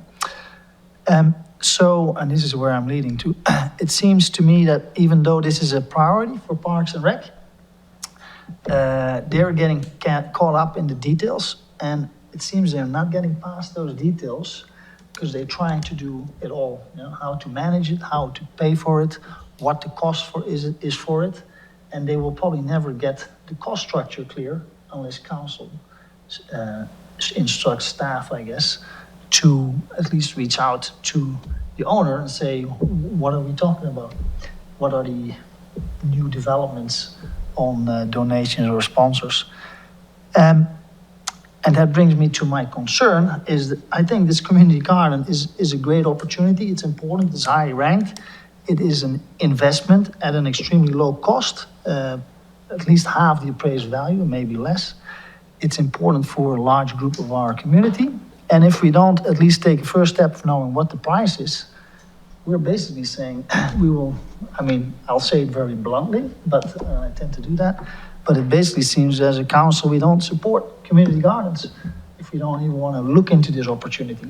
And I know there is procedures for, at least that's what's pointed out, to go from the board recommendation to the council. But it seems that the board is going to spend at least 1 more month trying to figure out how to manage and get some more feedback before they would even make a recommendation. And the chances are pretty high that they won't make the recommendation because they don't know about the cost and the structure of the cost of donations. So what I'm really asking, if there is any council support to at least request city staff to reach out to the owner and clarify that cost element, and then for them to bring it back to not just the council, but to the Parks and Rec boards prior to the next meeting. Olivia, I don't really know how to handle this. I've been struggling with this for a while, and I've sought advice on how to deal with this, and I really don't know how to deal with it. So I listened to the Parks and Rec Board meeting, and The conversation was not quite how you have expressed it. There were numerous board members who said they were not willing at this point in time to move forward a recommendation or to take a vote on their choice on this project. That they wanted more information, which I think is very fiscally responsible of them, and the appropriate thing to do with any project. It also sounded to me that before the board had conversations, you were advocating for the garden. And that really isn't the role of council, just like you were advocating just now for the garden. And I don't know quite how to handle this. So I'm just saying that I think we should let the board do their work, and we should let them make their choices about how they want to handle it, and allow staff time to give them the information that they want. And because they did not seem to be opposed to doing that at all. As a matter of fact, that was the path they preferred to take. They also were interested in the fact that there were possibly other ways to fund it beside Mr. Lieb's conversation. And so I just think that this is something we need to let the process that we have in place and the board that we have in place address. So maybe just one additional comment. There was a young man speaking earlier that mentioned that need for a clear recommendation. During this meeting, I tried to be very clear to the Parks and Rec that during the prior meeting, the mayor indicated that they need to make a very clear recommendation or not.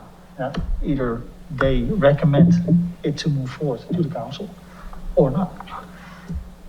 So I just wanted to clarify that little comment on Yes, that young well, man. they are doing their due diligence. And apparently he was there and he did not hear that you communicated our desire for them to take the project and decide how to handle it. So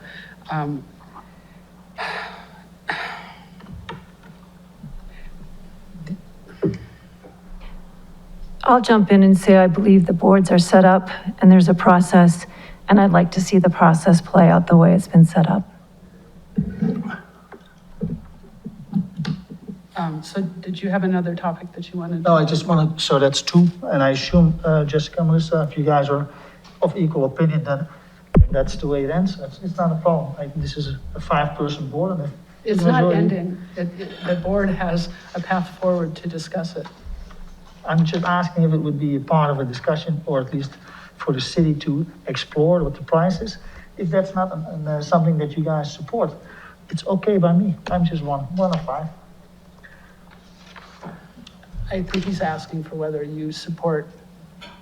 I think that the Parks and Rec Board should go forward and get the information they need, whether that's different funding sources or whatever they're requesting, and then bring forth a recommendation for us to discuss, like every other board does. I mean, the process is, I feel like, what should happen. It seems like a good process to let them do. I had heard, though, one concern I have is that I had heard from a board member that they weren't going to go forward and continue this, that they were sending it back to us. Without a recommendation? Yes, So there's confusion. The very last thing at the meeting on the 11th was that they were asking staff for further information and that they would discuss it again in the future. So maybe Olivier is the liaison, you can reach out to the staff member. Yeah. And Clear, I understand where we're going. It's not a problem. no one to say no. I mean, I want to. No, I'll just reiterate that they have to make that decision on their own, and I'll bring it to council, or it comes to council if they make a very strong recommendation. I want to. I think it's important that you do say, I think Parks and Rec needs to make a recommendation, either to not make a recommendation or to make a recommendation. So that way the garden group knows what No, I is think happening. that's, I understand, Okay. because I have to be always very careful in the way I Yeah. word these things. So I wanna- want to make sure that it's you guys, the Parks and Rec Board, that makes the recommendation. It has to be clear. If there's no recommendation to pursue this, it is fine. That is your board's recommendation. I do want it, since we're in public and previous conversations, we were in executive session, so really, the public really doesn't know where some of us might stand on this. And I would want to communicate that I am interested in seeing what type of, I am interested at the concept of trying to maintain this as green space, because I know that we have very few opportunities to do that in town anymore, and that the minute we lose this, it will likely become, I don't know what, a house or two, and it's gone forever. And so if I think 50 years down the line in Durango, you know, I would love to see us hold on to green space when and where we are able to, if we can make it a financially responsible thing to do. So going forward, for me, once we get a recommendation from the Parks and Recreation Board, it would be my desire to pursue this a bit further, not to just jump at what is being discussed right now, but I would be interested in pursuing the possibility of seeing if there's a way to maintain that as green space, as a community park, and if there's a way to potentially collaborate with 9R, and or if there's private donors that might want to sponsor this, like they're doing for the botanical gardens. If there was some private funding involved, if there was maybe even a partnership with 9R, these are things that I would be interested in doing to try to preserve it.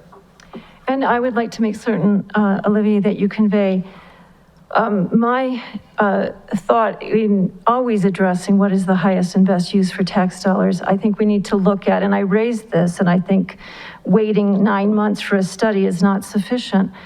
I really want to know how much money we have invested in different areas of town. We have made significant investments on the Animas River Trail North with the Oxbow Park. We have made insufficient, if any, investments in Three Springs with our Parks and Recs dollars. So I want to be able to say, we have put X amount of dollars here, in this neighborhood, in this neighborhood.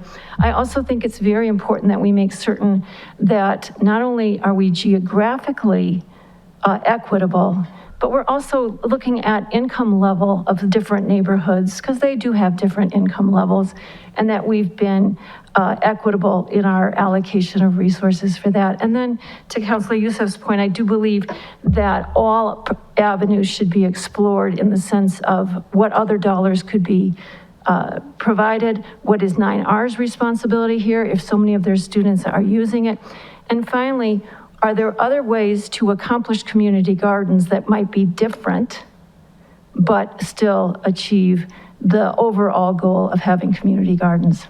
Yes, and I think that one of the things that led the Parks and Rec Board to take this track was their conversations about the Botanic Gardens, of which they did say that they would be in favor of the $25,000 contribution to the Botanic Gardens to help them move forward. And they really liked the idea that there were groups that were fundraising to do that, and that we were in partnership, that it wasn't just asking the city to pay for everything. And one more thought as the liaison, Olivier, is that, you know, part of me and thinking this through, because I would love to see us try to hold on to this if we are able to through partnerships and or additional funding of some sort, is it made me wonder if it really belongs in Parks and Rec, or if it's natural lands or open space. And so it's just a thought. The Natural Lands Board has said that they do not see this as being in their it's just the mission that they were given, if you will, that they don't, that's not the kind of thing that they buy, that's just not what they believe their job to be. So because Parks and Rec had suggested that if the money come out of Natural Lands Board dollars in order to buy it, because they saw it as open space, and the Natural Lands Board said, now that doesn't mean we can't have another discussion, but they were very adamant that this was not their purview and not their mission. Right, yeah, okay, thanks for clarifying that. In my mind is what I'm thinking is that if I look at this as a very long-term hold for literally, you know, hopefully like into the forever, then, you know, it could be a community garden, it could be a park. So maybe it is Parks and Rec, but it could be many things. I mean, but in my mind, it's green. It's green and it's not housing and or one home. So that's what I'm. It's like Memorial Park. Memorial Park's green. That's what I'm trying to, yeah, that's what my preference would be. So anyway. I would like to know, because this is why I think the Parks and Rec Advisory Board needs to do more homework. I would also like, there's about 40 families involved in this, if I'm correct. And so has there been any discussion with another nonprofit to apply for grant funding or a loan? I mean, talking about loans, this could be an opportunity. These are private individuals having a vested interest in an area, and that could also be a possibility of forming an organization, and they're self-purchasing. So I think there's a lot of ways to look at this. And I don't think it necessarily has to be just to Councilor Youssef's point, the city taking care of this. There are other ways it could be financed. I appreciate all you guys' feedback. Just to wrap that point up, I actually wanted to bring it up in a public meeting at the council level. I think it, and maybe I'm way too practical. To me, if you want my personal opinion, this is a no-brainer project where you make an investment for peanuts for a way higher value. And it's a big service to our community. No need to spend 10 meetings and 20 consulting sessions on a purchase. Having said that, I'm just one voice. It's out I'd on the also like public, to and suggest- let's move on. If I may would not agree suggest- that $400,000 is peanuts. If I may suggest, we have no discussion in front of us, and by putting out strong support and indication, we have to be very careful that no decision, no conveyance is taking place in advance of any vote. Yeah, no, I step back from those discussions. Let me move forward to the other The topic I discussions have. were just made. Yeah, well, please let Councilor Bosman move forward. The second item I had, and I'm going to try and be very sensitive. The housing workshop, I am still grappling with this topic. First of all, it is disappointing to me that this workshop is being scheduled for a date that not all council is present. A second day was added, conditional on the progress made during the first day. So the first day is really needed. I think workforce housing is important to all of us. Just as a statement, so we're all on the same page. The workshop comes at a price tag of $12,000 to $14,500 plus travel. It's not that much, but it's still nothing to be wasted. I reviewed the proposal, and this cost is to facilitate a meeting, and I quote from the proposal, "Facilitators are generally not experts in issues discussed." Now, the scope was modified a little bit to include funding sources and funding mechanisms, and I assume that is to drive or to encourage significant capital investments by the city. So to spend, $12,000-$14,500 on a facilitator, I would prefer to see that spend on a local consultant to save on travel expenses. And as you know, I'm going to take it one step, 3 more sentences. That's 2 minutes. This was discussed during the July 20th City Council meeting for a budget reallocation. It was a reference that city staff got guidance during 2 prior meetings. I reviewed the minutes of those meetings, and I explained that was not the case. It was the other councilors' opinion, general consensus, that it was discussed and we did provide guidance. So just for the record, I actually took the time to listen to those meetings, and at not a single point was guidance given to city manager to do a workshop or to create a housing division. Now, I want to be very clear for the record, I am not against a housing manager or a housing division or a training.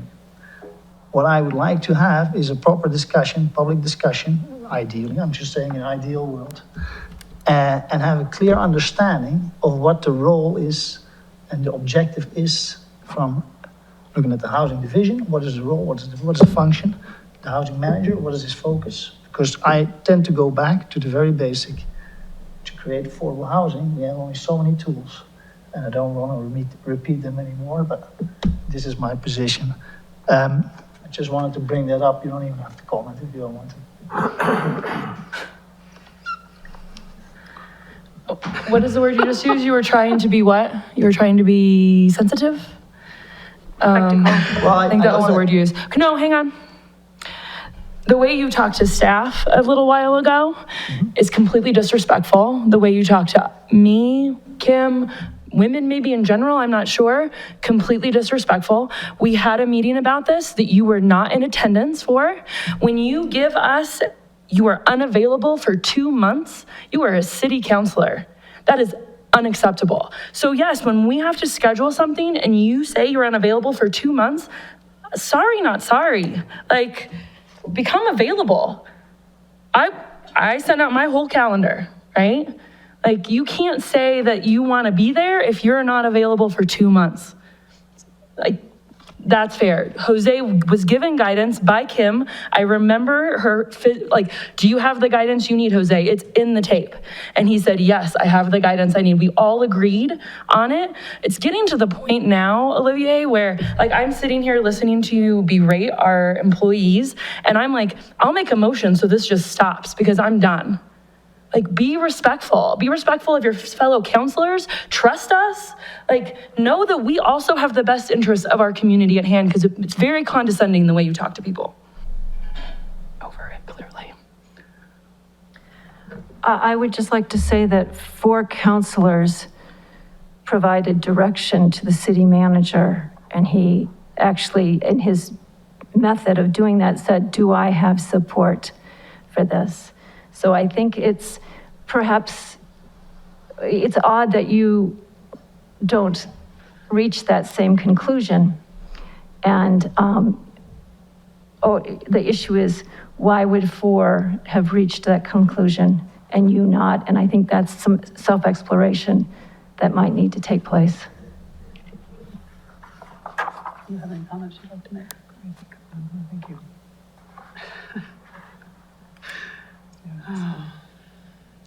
Is this meeting almost over? Yes, but I can't, go ahead, Melissa. I was just thinking, there was, I recall a conversation was had quite some time ago on the housing, and I think it was a long time ago, but it was like 3 months ago on the housing division, correct? And I think I had a conversation with one of you about that at one point, and because I wanted to confirm that, in fact, it was there, and there was confirmation that it was, but that was like 3 months ago? It was a while ago. Yeah, it was. And it is was the difficult to original remember. proposal that staff made. Yeah. Yes.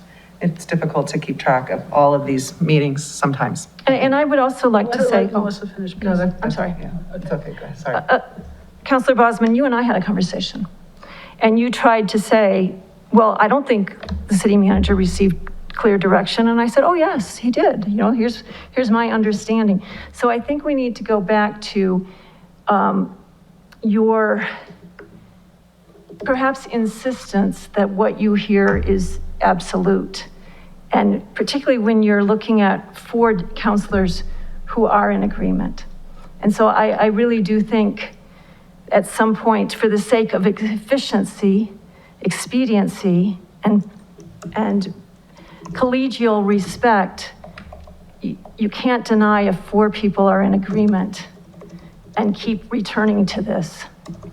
I don't want to return to it. These are recorded meetings. I can give you the dates that they were recorded, and that's all I have to say. I mean, I understand that you're perceived that it was not, that it was mentioned, and that's all I have to say to it, because the decision was made. But it is a recorded meeting. It is visible, you can hear to it. It is not my opinion, it's recorded. That's all. So on Mayor Pro Tem Noseworthy's suggestion of a little bit of self-exploration, I would also like to suggest that possibly if there are 5 data points in a situation and 4 of them agree, then the one that stands alone might want to look at why is it that 4 other data points agree with the same conclusion.